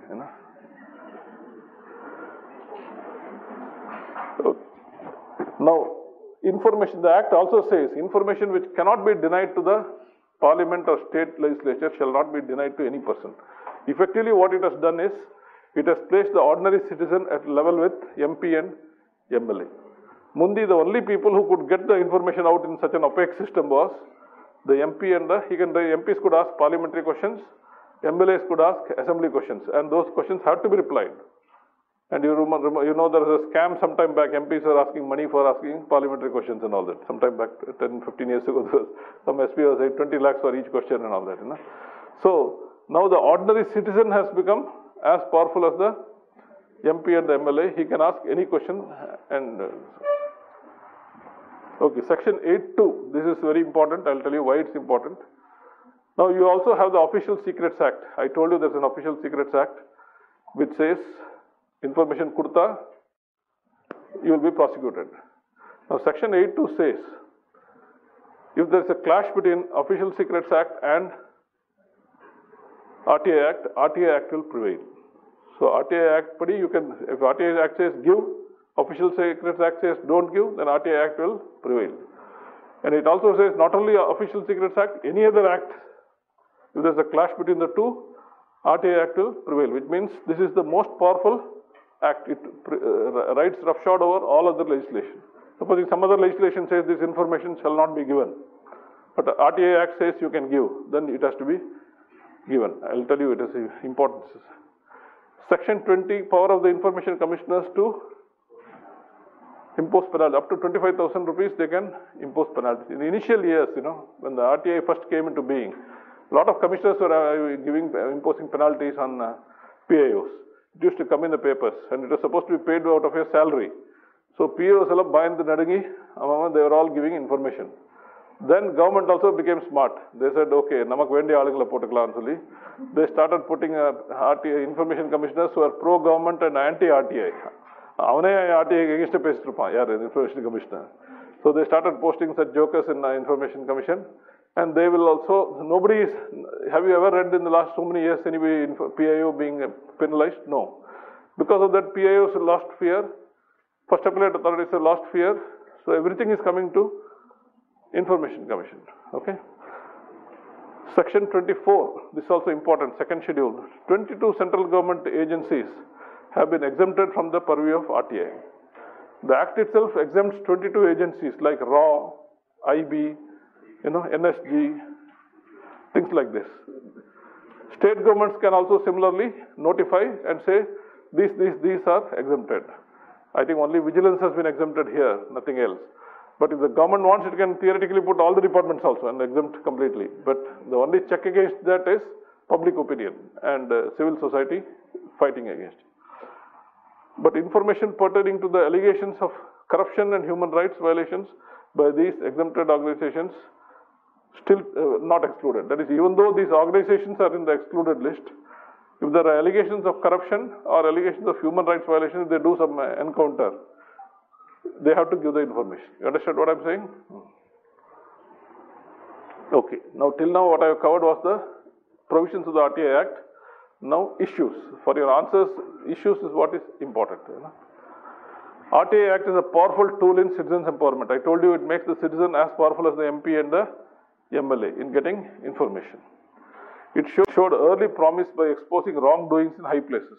Adesh scam, 2G scam, Commonwealth scam, coal scam, many of these things, they were exposed by RTI activists. Powerful vested interests try to threaten, bribe, cajole, browbeat, and even kill RTI activists trying to expose their misdeeds. I told you 70 people have died so far. About 150, 160 people have been seriously injured. The act is not liked by the center, the states, and even the judiciary. Nobody likes it. It's like an orphan. They have been systematically trying to whittle down the act. It's the only act which fines a government official for not doing his duty. There is no other act in the country which fines a government official for not doing his duty. Government officials are not doing their duty in any case in most acts, but but idhula mattum he can be fined and he has to pay out of his own pocket. Government will not pay. This kept the CPIOs, that is central PIOs, and state SPIOs, state PIOs on their toes. And in the initial years, the number of first appeals and second appeals were less. Because when they give the information, there is no need for appeal. The central and state governments are appointing pliable information commissioners who are pro-government and anti-RTI. This you can use in your answer. There's nothing wrong in, if issues are asked, you can write it. They rarely find the PIOs for not disclosing the information even where it is available. That is, the only situation where the PIO could not give the information was it was not genuinely available. Something he's asking, Ramchandran is asking, I genuinely don't have it, but he doesn't believe me. He thinks, vechite illangra. So he's going on appeal. Then Information Commission also, I prove that, and all that. But now, in those days, sure fine, 25,000 rupees fine. You understand the difference? So, if you have the information, you jolly well give. If you don't have the information and you don't give, it's okay. Another situation where you don't have to give is, I don't have to collect information from various people and compile and collate and then give. That is not necessary. The funda in RTI Act is, what is readily available with you, you give. You don't have to give the cooking example. You don't have to cook and give a biryani. If the biryani is readily available, you give. You don't have to buy the ingredients, compile panni kudukanonu thevilla. You follow what I'm saying? So only these two situations you are exempted in the past. One, you didn't have the information. Two, it required you to collect information from various the other sources. No. If the report, minutes, something is readily available with you, you have to give it. The problem now is, even with things available, they are not giving. As a result, PIOs and FIAs have become taking things easy and are refusing to disclose information. Second appeals have been piling up in the Central and State Information Commissions, and there are huge backlogs, sometimes taking 2 years, 5 years and all that. They become like high courts. Deliberate and undue delay in filling up the vacancies in the posts of information commissioners have added to the backlogs. Central Commission and State Commission, they have a Chief Information Commissioner and 10 Information Commissioners. Now in the center, right now, there are 3 vacancies, 7 people are there. By December, there will be only 3. But they are not taking any steps to fill up. They are thinking court of the, pop and all that. So that is one way of, killing the RTI. After initial suo motu disclosures under Section 4 of the Act, the various public authorities failed to update the information regularly. This resulted in avoidable RTI applications clogging the system. If Section 4 is implemented properly, the number of RTI applications will come down by nearly 45%. I told you, Section 4 says, each department, each organization must voluntarily disclose all the information on its website. If that is done, number of RTI applications will come down. But because that is not being done, now this is, astrologer is calling himself information officer. He says, after the Right to Information Act, I thought it was time for a little professional redesignation. Okay, next. Frivolous RTI I applications by some individuals have given the act a bad name. RTA activists are perceived as cranks or mischief makers or blackmailers. A lot of stupid fellows are there, no? I told you last time. What did you do at 9 o'clock, 9:50, 9:30, 9:40, till 5:45? It has been alleged that 75% of the staff of public authorities spend 75% of their time in collecting and furnishing information to applicants instead of discharging their regular duties. Guess, I put it in inverted commas. Guess who said it? It's there in a Supreme Court judgment, which is totally wrong. Supreme Court, that is, the judiciary itself is anti-RTI. So general propaganda, you ask any government servant, he will say, in the RTI, all our time is spent in giving, in fact, I was posted as Commissioner of Archives, it's considered a punishment posting here in the nice office and all that, no work. So staff work illa, namakku work illa. Very rarely this one. And surprisingly, you won't believe it, these jokers are not, till I went there, they were not giving any information under RTI Act. They were saying, you go to the concerned department, if they ask, then we'll give. You get through them. Because after all, archives has records of all departments. They said, if you want information about, say, commercial taxes, you apply to commercial taxes, let them tell us, we'll give. I said, no, we'll give it ourselves. And there was a lot of resistance initially. Finally, they gave it. Now, before that, nobody used to come to archives office. Now, daily some 20, 30 people are coming because they want information, and archives is one place. That means they'll have to go to different departments. Public don't know. Here means one place they can get all the information. And then they realized it is a good thing because now they are making money also and giving the. It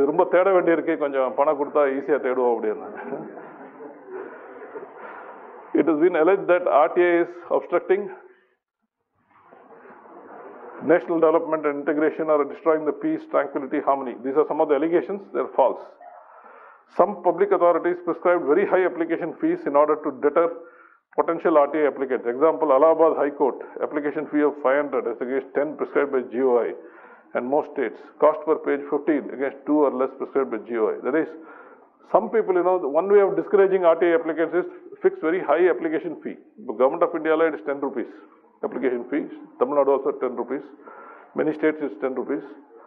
Per page photocopying, actually I think outside is only 1 rupee or 50 paisa, but we charge 2 rupees to keep these jokers out. So, this Allahabad High Court, I told you judiciary is also anti-RTI. Allahabad High Court fixed the fee as 500 rupees. Where is 10 rupees and where is 500 rupees? And per page they fixed it as 15 rupees. So, this is very mischievous on the part of Allahabad High Court. Several public authorities made irregular use of exemptions under Section 8.1. I told you Section 8.1 is the exemption section. And many people, in order to avoid giving, they will give funny interpretations, outlandish interpretations of Section 8.1. For example, RBI refused to give information regarding bad loans cum non-performing assets, NPAs, of commercial banks, citing an irrelevant provision, Section 8.1e, information held in a fiduciary relationship. Now, a lot of banks, as you know, public sector banks and private sector banks, they have a lot of bad loans, a lot of NPAs, non-performing assets. So, somebody applied to RBI saying, give us details. This fellow is citing the provision. If some reply comes, you look at the list and the exemption podla. So these fellows put 8.1e, information held in a, I told you fiduciary relationship is information between lawyer and client, doctor and patient, things like this. Definitely doesn't apply to RBI and commercial banks. What the Lakshmi Vilas Bank, RBI can fiduciary, they are not husband and wife or something. So, then again, RBI wrongly denied information relating to demonetization, citing irrelevant Section 8 on the intellectual property. Nobody knows how it is intellectual property, And also the irrelevant Section 8.1g, threat to life and physical safety. It came in the papers, RBI is not giving information. They are citing stupid reasons. PMO and Ministry of Finance also denied information relating to demonetization. It's very kudugla. Judiciary denied information relating to property returns filed by judges by citing Section 8.1j, invasion of privacy, though judges are public servants. So, in this issue, government, judiciary, everybody are on the same side. Now, the present government is also doing a dangerous thing. They are bringing an RTI amendment bill 2018, but there is a lot of hue and cry. NGOs and activists and all, they raised a hue and cry, so the government has temporarily retreated. But we don't know, they may. What they are doing is, they propose to replace the existing fixed 5-year tenure of the information commissioners with a tenure as may be prescribed by government. This would be detrimental to the independence and authority of the Information Commission. That is, Information Commission, right now that commissioners have a tenure of 5 years. What government is saying, it will decide on a case-by-case basis. Ivanukku 2 years kudukkalam. Ramachandran namma aalu maadhiri theriyum, avanukku 5 years. Danish looks like a strict guy, ivanukku 2.5 years. So, aala moonja paathe, we will fix the tenure. That is not acceptable. It is basically, okay, RTI success stories, I don't want to go into that. I suggested a link. It is in the Central Information Commission, this one. If you are interested, you can read some. But you know the well-known success stories are Adarsh scam, CWG, 2G, and all these are well-known cases. You can go through them. Important RTI case laws. Why I am telling you this case laws is, they are not going to ask you case laws, but you will know how to approach the issue. One is CBSE versus Aditya Bandyopadhyay. CBSE was not giving copies of answer sheets. Now many, Tamil Nadu board, I think they started giving at one point of time. Universities, they flip-flop. Sometimes they give, sometimes they don't give. I remember when I went as Vice Chancellor, they were not giving copies. Then I went and said, you jolly well give. And as usual, our fellows don't like, because RTI means more work for our fellows. So we started giving. Now CBSE was not giving. So some student filed a case saying CBSE should give under RTI. Now CBSE suggests exemptions la. The fiduciary relationship, other boys, so they put 81E, fiduciary relationship. They said we have to protect the examiners, because examiners, I don't know, by giving answer sheet, nobody is going to know who the examiner is. So they always tear the page where the marks and all are there, So what Supreme Court's issue was, whether a student was entitled to copies of evaluated answer books under RTI Act. CBSE claimed that it held the information in a fiduciary relationship with the examiners, and hence this was exempted under Section 81E. The Supreme Court rejected the CBSE's claim of exemption. It ruled that the corrected answer sheets were information which should be provided to students who seek them under the RTI. In fact, one way of reducing a workload, when I was the Vice Chancellor in the university, what I did is, along with the examination fee, we collect extra little money, 40 rupees or something, for giving the photocopies of the answer sheet after the results come out. Individually, each bugger applying and you processing that thing is a nuisance, So you collect a little extra money, and as soon as the exam results are published, you also give the photocopies of the answer books to the all the students.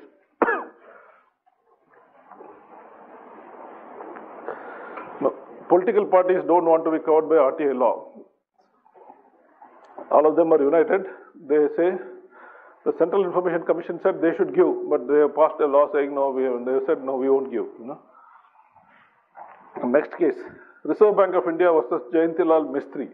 This is what I told you. RBI had said they will not give details about commercial banks because they are in a fiduciary relationship. Supreme Court negatived RBI's claim that it was entitled to exemption under Section 81E. The court held RBI is supposed to uphold public interest and not the interest of the individual banks. RBI is clearly not in any fiduciary relationship with any bank. RBI has no legal duty to maximize the benefit of any public sector or private sector bank, and thus there is no relationship of trust between them. RBI has the statutory duty to uphold the interest of the public at large and the depositors, the country's economy and the banking sector. Thus, RBI ought to act with transparency and not hide information that might embarrass individual banks. One thing about Supreme Court is, nee enna patti information ketiyana, I will be negative. Mattavangala patti they are very good. If anybody else asks for information, the Supreme Court will say give. But if information is asked about judiciary, then they say don't give. Next is bunch of petitions filed by Common Cause and other activist bodies challenging RTI rules framed by various authorities. The Supreme Court directed that RTI application fee should not exceed Rs 50. Cost per page should not exceed 5. It also held no motive needs to be disclosed in view of the scheme of that. Now, this is because of cases like that Allahabad High Court, 500 rupees and 15 rupees and all that. Now, different bodies, they had different rules. Now, Supreme Court said, okay, you have your flexibility, but nobody shall charge more than 50 rupees as RTA application and more than 5 rupees as cost per page. It's a good thing. As you notice, as long as Namma Vambuk Varati, Supreme Court is very fine. They are very, very positive as long as you don't trouble them. Girish Ramachandra Deshpande versus CIC. The issue was whether the information pertaining to a public servant, this is the case where I told about Ramachandran asking for my ITO return, income tax return, in respect of his service career and the details of his assets and liabilities, movable and immovable properties, income tax returns, etc. can be denied on the ground that the information sought was personal information coming under section 81J. The Supreme Court held that it is personal information. There is a lot of mischief. Supposing you are in government, somebody doesn't like you, they'll say, unga property return, you are supposed to file an annual property return. They ask for copies of your property return. They ask for copies of your income tax. They study that. Then they say, in the video, they try to create problems of blackmail you and all that.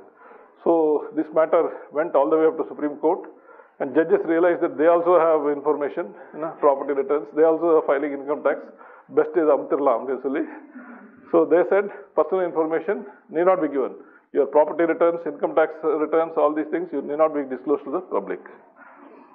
Karnataka Information Commissioner versus PIO of Karnataka High Court. The PIO refused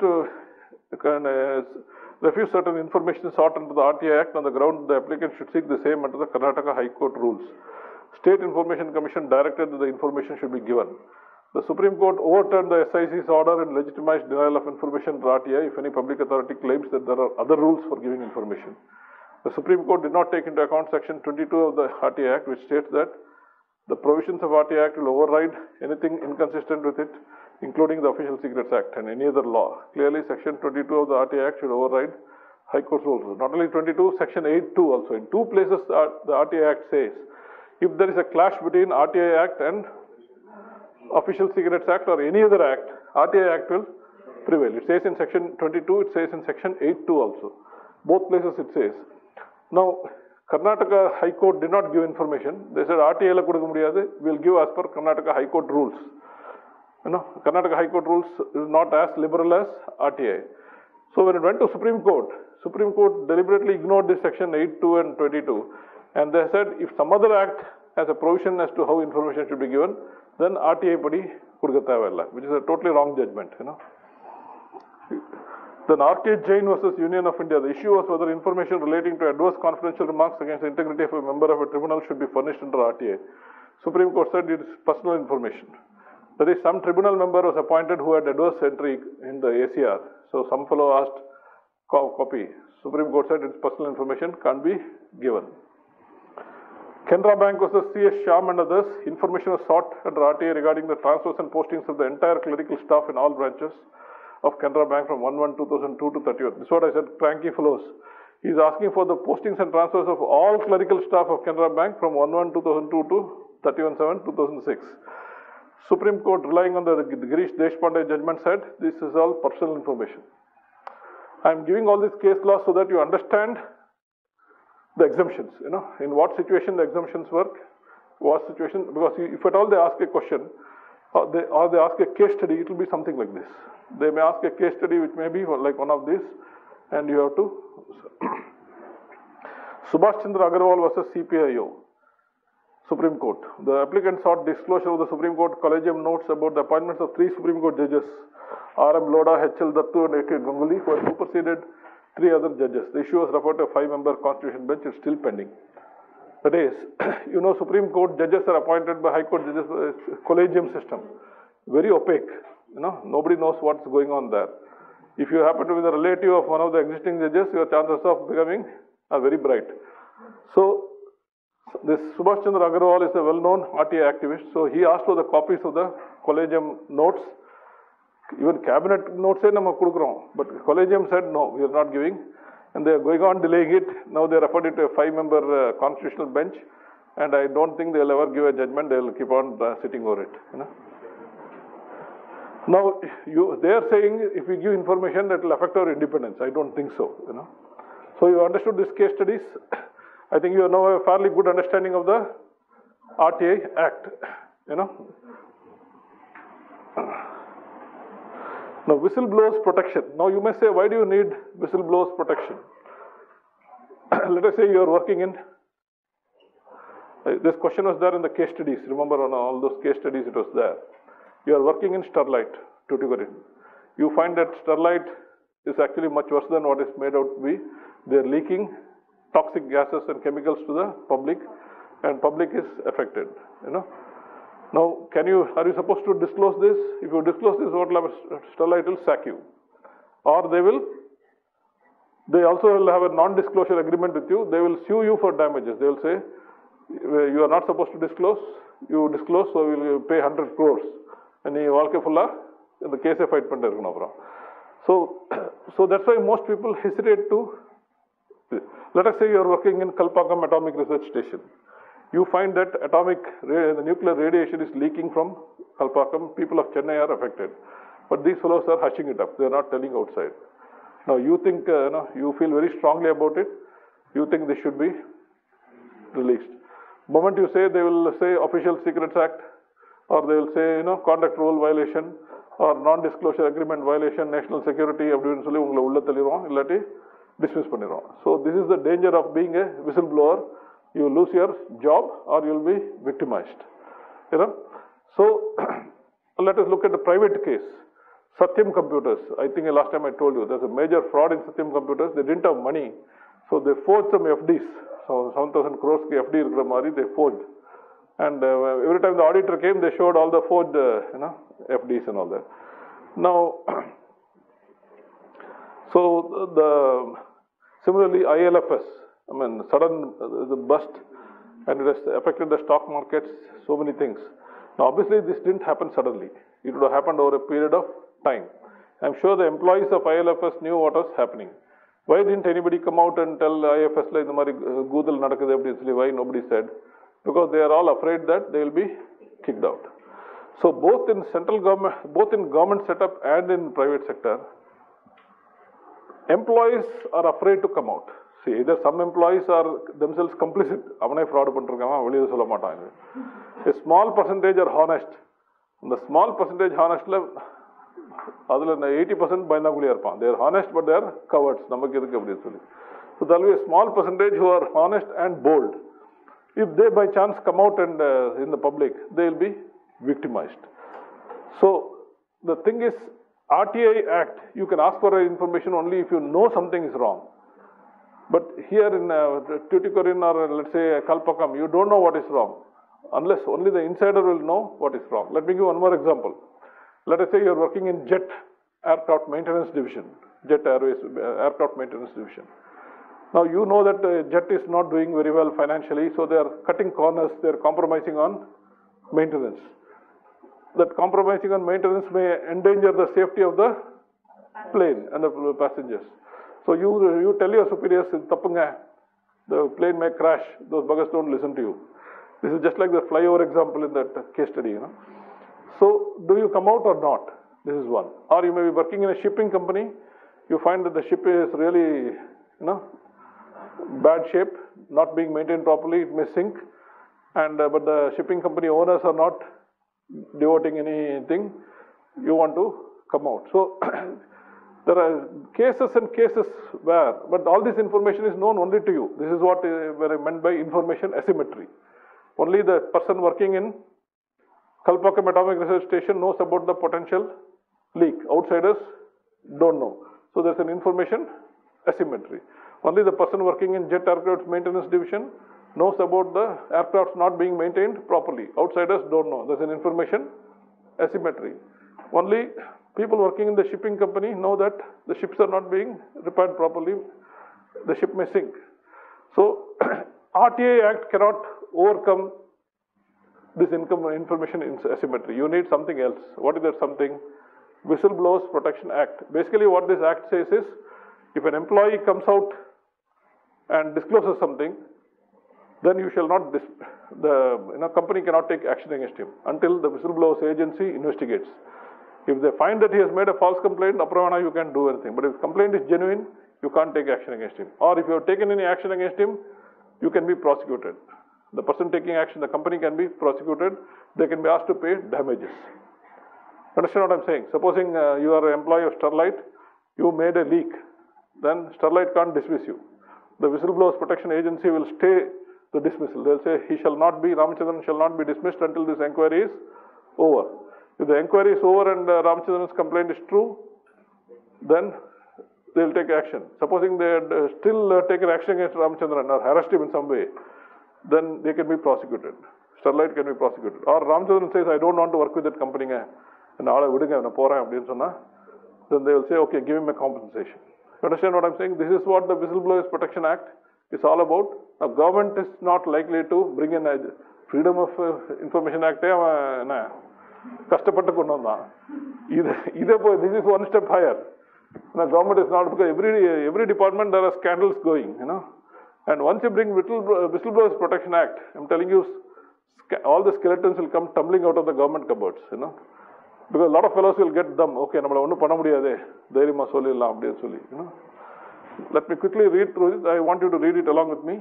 The term whistleblowing refers to the process by which insiders go public with their claims of malpractices by or within organizations, usually after failing to remedy the matters from the inside, often at great personal risk to themselves. Usually, whistleblowers will try to remedy within the organization, then they go public. It is willingness to stand up for a principle and quote risk openly. The distinguishes whistleblowing from such related practices as in-house criticism, anonymous leaks. That is, whistleblowers are usually men of principle or women of principle. They do it only because of courage. And the average person, secret or nakiran or junior leak pannuvan. Whereas whistleblowers come out in the open and say, we did it. Under normal circumstances, an organization is entitled to total loyalty and confidentiality from its employees. But when there is serious malpractice or when people's lives are at stake, the overriding public interest may lie in protecting the public's right to be told and the whistleblower's right not to be punished. Normally, you don't want people to be snitches. Snitches are carrying tales about your boss, or you are supposed to be loyal to your company, to the government, to the department. That is the normal thing. But supposing the government is doing something wrong, the department is doing something wrong, or you're working in the police department, you find a lot of illegal encounters are happening, then your conscience doesn't allow you. Then what happens? Then you must tell outside. Or the cases I told you, Sterlite, Atomic Kalpakam, Jet Airways, shipping company, you must tell. Public interest is lies in your telling, and for that you should not suffer. But whistleblowers, this is how whistleblowers' position is. If you try to blow the whistle, you will fall, and crocodiles will waiting to eat you. Examples of corruption and fraud in defense procurement. Nobody blew the whistle in India. Nobody blows because deaths in encounter of innocent persons, toxic leaks from a chemical factory, non-adherence to flight safety standards by an airline, creative accounting and false declaration by a company, Satyam, ILFS, all this. Cheating in plagiarism in scientific research. Scientific research this is very common. In fact, a very funny thing happened. As registrar of Madras University, PhD thesis, a lot of plagiarism going on. Average PhD thesis is a plagiarized thesis in Tamil Nadu. No, you're supposed to do some solid original work, but many fellows don't do it. Now, there is a chap called Mangala Murugesan in the Department of History in Madras University. He was a lecturer. Now, he was doing his PhD on the Dravidian movement in the 1930s in Tamil Nadu or something like that. Now, in Madras University in those days, the PhD thesis was evaluated by 3 people. 1 by the guide, 2 by an outside external examiner within India, 3 by an external examiner outside India. So the external examiner outside India for this fellow was one guy called Isa Viswanathan. He was a great scholar. He was in USA. So what had happened for this fellow's bad luck is Isa Viswanathan's topic thesis was this. That's அப்படியே verbatim copy பண்ணி ஈசா விஸ்வநாதனுக்கு exam evaluation காமிச்சிருக்கேன். So Isa Viswanathan wrote a nasty letter to the Vice Chancellor saying, what the hell is happening to Madras University? This was my thesis in 1930s, in 40s or 50s or whatever. And your fellow has copied, plagiarized my thesis and you're sending it to me for evaluation. What nonsense, evidently. So, this then without whistleblowers, we may not get to learn about problems until it is too late. Audit, ombudsman, vigilance commissions, regulating agencies, media, civil courts, civil society, courts, RTA Act are necessary but not sufficient. I said there so many checks are there on government. Audit, ombudsman, vigilance commissions, regulating agencies, media, civil society, RTA. In spite of this, still some major things can happen and they can be plugged only through the Whistleblowers Protection Act. Famous whistleblowers, Daniel Ellsberg and the Pentagon Papers. Have you heard of Daniel Ellsberg? Anybody has heard of Daniel Ellsberg? See, what has happened is Pentagon Papers, famous case. You can just Google it and you can just see it, one or two other. What had happened is the Vietnam War is going on, 1960s and 70s. The US government was giving very positive news to the public, saying we are winning the war, Jaikapuro, Nalik Jaikapuro, Nalanik Jaikapuro and all that. But inside in their own records, Pentagon Papers, they had a totally different picture. US was losing, the communists were getting the upper hand. So this Daniel Ellsberg, he leaked it. He said, velila onu solranga, ulla onu solranga and all that. So then Richard Nixon was the president. He was furious, He came after this guy, put so many cases on him. If he had been convicted, he would have been inside jail for some 150 years or something, So many years. But luckily for him, Nixon got impeached and then this fellow escaped, But it was a courageous thing to do. But it changed the public opinion. Public opinion which was pro-US in the Vietnam War, that turned anti. And then there was pressure on the government to withdraw from the Vietnam War. Peter Wright and UK's MI5 and MI6. MI5 and MI6 are UK's secret service agencies, like RAW of India. Now, Peter Wright was working there. Then after retirement, he wrote his autobiography. It's called The Spy Catcher, There he described what all things they have done, he wrote there. For example, in 1956, there was a Suez Canal crisis. Egypt had nationalized the Suez Canal. Then, England and France tried to go into war with Egypt. That time, England had tried to assassinate through MI5, MI6, they had tried to assassinate Nasser. On the details, and he also said how they burgled houses, how they bugged the visiting foreign dignitaries. Everything he put in the book. So the British government was very annoyed. They tried to stop the publication of the book. They couldn't stop. And this fellow, after retirement, had settled in Australia. They tried to extradite him and prosecute him, but they didn't succeed. But he became very famous. Jeffrey Wigand and US tobacco companies. Now, US tobacco companies, they make roaring business. Now, Jeffrey Wigand was the head of R&D in one of the big tobacco companies. So he found that, he got irritated. He found that these tobacco companies deliberately, in those days, they were lying. They were saying that tobacco smoking has got nothing to do with cancer and all that. Later, Jeffrey Wigand said they know that it causes cancer. They deliberately put addictive substances so that you can't give up smoking. And they can, R&D has advanced to the extent that they can make safe cigarettes, but they're not making it. He said all that. But because of that, the tobacco companies lost the lawsuit. Some 249 billion damages were awarded against them. Bradley Manning and US foreign policy in Iraq. Of course, you have heard of Bradley Manning? This chap, he was an American soldier. He was working in Iraq and Afghanistan. He didn't like what was going on, so he leaked he took some videos, he leaked it to WikiLeaks, And US government came after him, they jailed him. Now he has had a sex transplant and, change, and now he's called Chelsea Manning and all that, Okay. Then Julian Assange and WikiLeaks, including leaks pertaining to India. Julian Assange, you would have heard of him? Huh? Yeah, he was Julian Assange, he was running WikiLeaks. Now, WikiLeaks, there's a website called WikiLeaks, I don't know if it is still there.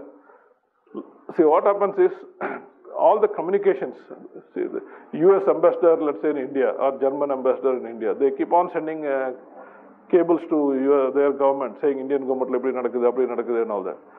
So all these things, somebody has leaked it to the WikiLeaks, So all funny things, for example, there's one US ambassador communication.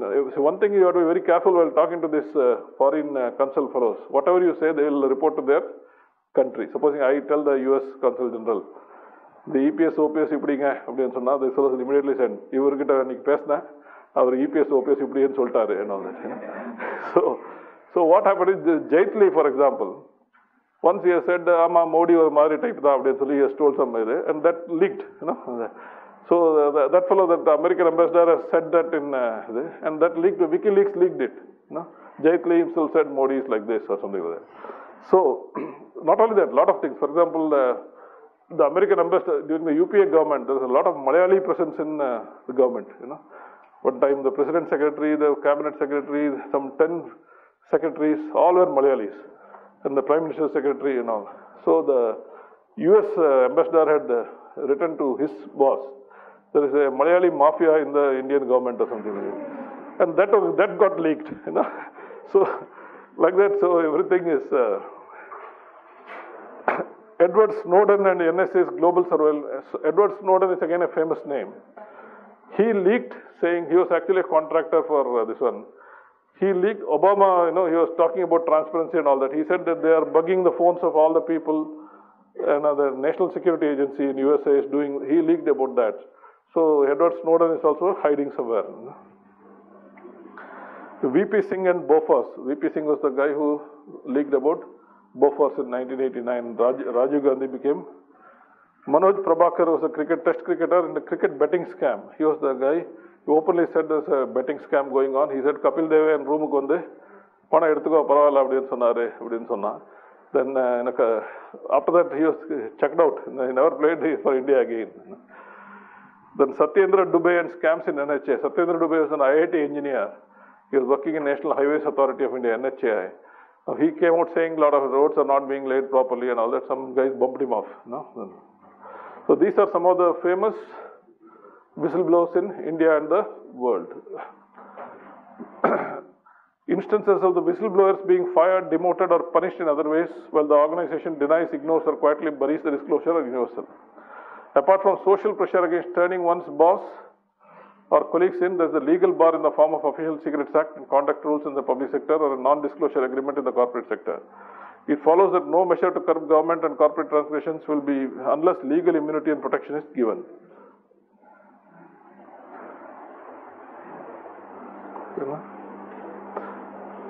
So, USA, in 1989, they passed a Whistleblowers Protection Act for all federal employees, that is central government employees.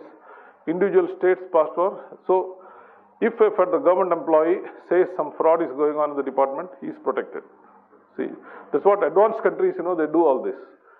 Namma mari aalunga, we won't do. Then in US, Sarbanes-Oxley Act of 2002, to protect employees or publicly traded companies. Now, it is not enough if you do, because many fraud is, now, for example, all these guys, Nirav Modi and all this, Geetanjali Gems, all those buggers who take public money, whether it's by a bank loan or by shares or whatever. If you are working in a, let's say, all those Jet Airways or Sterlite, if you are an employee of a publicly traded company, also, you have the same protection. In USA, you have the protection, whistleblowers protection. UK's Public Interest Disclosures Act 1998, South Africa's Protected Disclosures Act 2000. In UK and South Africa, whistleblowers protection is given to employees of all organizations, public, private and non-profit sectors. Now this shows, this fellow says, I blew my career and then my wife and my family. This fellow says, I blew my whistle. That is whistleblower,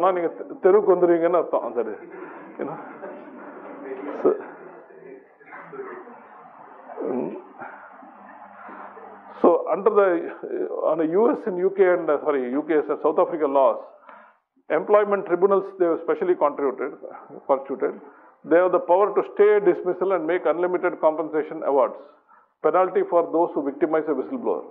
You understand what I'm saying? They got the whistleblowers tribunal, can say you can't dismiss this fellow, and they can give compensation to you. They can penalize the employer. Now India, under the UPA government, and this joker, who is that fellow? Who was sitting in Unnavaradam all the time, that Maharashtrian. Anna Hazare, our pressure pote. So they passed on Indian Whistleblowers Protection Act 2011. It's a totally bogus act. So it doesn't prescribe penalties for those who victimize a whistleblower. Instead, it prescribes penalties for whistleblowers who may give. See, in America and all these places, if a Sterlite you put a complaint against Sterlite. You may not be in a position to prove it. It may be true. But instead of punishing Sterlite, it punishes you. Covers only central government employees, doesn't cover state governments, private sector and non-profit sectors. After all these private sector scams, we need to cover private sector also. No special office or tribunal appointed, Central Vigilance Commission. What is the point of making Central Vigilance Commission? CVC has no powers to stay, dismissal or order compensation or give any other protection. It can only investigate. The act is a paper tiger and is thoroughly unsatisfactory. Okay. If they ask the questions, you can say this. You can say that it is thoroughly unsatisfactory. Okay, the last I'll quickly run through this. Citizens Charter. Citizens Charter is, what is Citizens Charter? Now, John Major was a British PM. He succeeded Margaret Thatcher. Margaret Thatcher, as you know, was a legendary Prime Minister. She was a famous lady. So, even my predecessor is famous, so let me do something. This fellow came up with the idea of Citizens Charter. Of course, it clicked. Now, basically what Citizens Charter says is every department, every agency, every organization must put out a charter. Of course, in the RTA Act, we already do that. The charter should say, these are the services we render. These are the standards, norms and standards. These are the times it will take. For example, if you are a taluk office, I'm just saying, you will say, we give income certificates, 7 days. We give residence or domicile certificates, 7 days. We give solvency certificates, 7 days. We give community certificates, 7 days. We give pata extract, 7 days. We give chitta extract, whatever. All the services that you do, you have to list out, indicate the standard and indicate the time limit. Okay? Good idea. So that it put, of course, it didn't say if you don't do what happens, nothing was said. But it was supposed to, remember it was the pre-internet days. It was 1991, So, suddenly it became the rage. It became the fashion. And all countries copied the Citizens Charter. India also copied it. If you notice, most department websites, there will be a Citizens Charter, which, as I told you, will be unreadable. IRCTC type of language, it would not have been updated, last updated in 2005 or something, and it will be of no use. So, India, it flopped, because simply saying, taluk office la certificate of no use. The bugger is going to ask for money and not give it for months together. So, enforcement is the key. There is no system of enforcement, there is no system of appeal, and it was just a wishful thinking. I mean, make you feel good by saying we'll give in 5 days, 7 days, 10 days and all that. Nothing was enforced.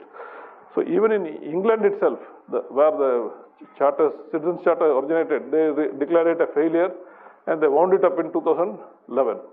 But India, every department has got a Citizens Charter. I don't think even the department fellows have read it. Forget about other fellows reading it. Now, this Anna Hazare fellow, quite a mischievous chap. In 2011, he did a lot of galata and he wanted Lokpal, he wanted this, he wanted that and all that. So one of his demands was there must be, because Citizens Charter didn't have a legislative backing. It was only an executive, this one. He said you must bring a law, on the lines of RTI. He said, on the RTI you have a PIO, FAA, Information Commission. He wanted GPRO or something. There are grievance redressal officer, GRO, then designated officer, first appeal, then GP, public or information commissioner, public grievances commissioner or something. So he said, if complaint pota, 30 days they should hear. Otherwise, appeal will go to the thing, then appeal will go there, and the government employee can be punished, prosecuted. Also, the employee after that act had come in, not one fellow will be left. Of course, the employees would have gone on a wholesale strike. So what happened, the government of India introduced a bill in Rajya Sabha, Lok Sabha, just to placate this fellow. And then they didn't do anything further. And 2014, the bill lapsed. So the new government didn't do anything. That's it. Anna Hazare also forgot about it. So everybody is happy. Now I'll quickly run through this. The Citizens Charter was a British political initiative launched by the then Prime Minister John Major in 1991. Citizen is king. The point is, citizen is the most important person. He is king. It was copied by many countries around the world, including India. All departments, agencies and organizations were required to specify clearly the various services rendered by them, the standards and norms of services, the costs and time limits for rendering the services. These should be published on the departments or agencies' website as a set of commitments made to citizens. The Citizen Charter is basically a set of commitments made to the citizens, saying if you apply for community certificate, we will give it to you within 7 days, things like that.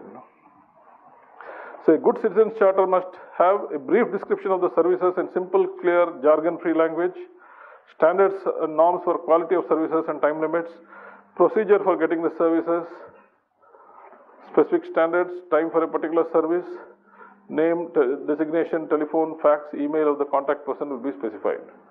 Clear description of costs, consultations with all stakeholders before framing of charter, specification of grievance redressal mechanism, feedback mechanisms. This all the principles of transparency I told you, that should be consultation. You just don't put a charter yourself, you should also consult with the stakeholders. Benefits of Citizens Charter, citizens come to know about the organizational structure, activities. I told you most people don't know how the government is structured. I didn't know about RDO and BDO till when I was 21 or something. Organizational structure, activities, procedures and performance, thereby promoting transparency, makes bureaucracy citizen-centric and citizen-friendly. This term you have to use if the question comes. The Citizen Charter is supposed to make the bureaucracy citizen-centric and citizen-friendly. Increases effectiveness, efficiency, accountability and responsiveness. I hope you remember the difference between effectiveness and efficiency. Reduces delays, red tapeism and corruption, promotes good governance. Issues in the implementation of Citizens Charter. Top-down initiative, insufficient buy-in on the part of the bureaucracy, resistance to change. Nobody really took it seriously. Inadequate orientation and training for staff. The staff are not really oriented towards that. Little or no consultations with stakeholders. Charters are drafted in user-unfriendly manner, NIC style. Charter web pages are not regularly updated. Promises made by the Citizens Charters turned out to be empty promises for want of effective enforcement and follow-up. Service levels and time limits were seldom adhered to, or the time limits were deliberately enhanced so as to be meaningless. If you look at Indigo and Jet and all that, normally it takes 2.5 hours to go from Chennai to Delhi. But if you see the time, they will put it as 2 hours 50 minutes. They deliberately given that 20 minutes slack so that by chance flight is delayed, you don't hold them, because some busybody can theoretically take them to consumer court. So many people don't do it, but you can do it. There are no penalties for default. If you don't honor the Citizens Charter, what will happen? Nothing was there. See, for example, this is a Philippines law, water connection. Client, requirements and forms of processing, service provider, processing time, persons responsible, fee, action take time. Now, this is how the Citizens Charter should be given. Improvement of delivery of some of the services required additional investment, additional staffing, internal restructuring or re-engineering of the organization which are not forthcoming. There is sometimes, there are a lot of vacancies. You 5 நாள்ல கூடன்னு சொன்னா எப்படி கொடுக்கிறது? That'll say post எல்லாம் வேகண்டா இருக்குங்க. நீங்க fill up பண்ணுங்க அப்பதான் நான் கொடுப்பேன் அப்படிமா. Or sometimes it will require additional money. You may need to buy computers, Xerox copies, photocopier and things like this. And internal, you heard this term re-engineering? Have you heard the term? See, corporate re-engineering means the department should be restructured to make it more efficient. So, palace structure which you can't do anything. After the initial flush of enthusiasm, governments lost interest. Even in the UK, Citizens Charter was considered a failure. The scheme was officially terminated in June 2011. Similar case with India, but they have been asking questions for you guys in the Citizens Charter. The Conference of Chief Secretaries in 1986 recommended a phased introduction. Chief Ministers Conference 1997 decided to introduce. Almost all departments came up with Citizens Charters. No legislative backing, only by way of executive orders. As I told you, this Anna Hazare fellow, the Parliament Right of Citizens for Time-Bound Delivery of Goods and Services and Redressal of their Grievances Bill 2011 was introduced to the Lok Sabha due to Anna Hazare's anti-corruption campaign but not passed. It was modelled on RTI Act. The bill seeks to confer on every citizen the right to time-bound delivery of specified goods and services. The bill makes it mandatory. It says Citizens Charter, you have to do it. If you don't do it, 50,000 rupees fine. Every public authority, grievance redress officer, like PIO, here you have a GRO. Complaint should be acknowledged within 2 days. GRO should redress the thing within 30 days, appeal 30 days. It will keep going. Maximum penalty of 50,000, if you don't do redress the complaint. There are genuine practical difficulties in ensuring time-bound recovery. It is doubtful if such legislation will ever materialize. So, as I said, Citizens Charter is not a great initiative, but the intention was good. But there's no point in saying, if you are not going to really keep up your promise. And there are no penalties for people who didn't fulfill. So, the penalties Anna Hazare suggested this Citizens Charter bill. And the bill punish including the ministers will get punished. So, everybody will go home then. So that Parliament very wisely realized that in the they just passed they just kept it like that, you know. And I will just tell you that I was looking at the past question papers. You also look at one strange question was asked by, in the light of Satyam scandal 2009, discuss the changes brought in corporate governance to ensure transparency, accountability. See, as I told you, they can ask you any kinds of questions, you know. What I suggest is, you don't have to worry, I have not had the time to do it. I just Googled saying what changed in the legal landscape post Satyam scam. I Googled it and I got an answer. But this is the answer for that question. I will leave this thing with you people. You can just show it to others. So the great advantage you people have is you can Google a question and get the answer. In our times it was not possible. Any doubt?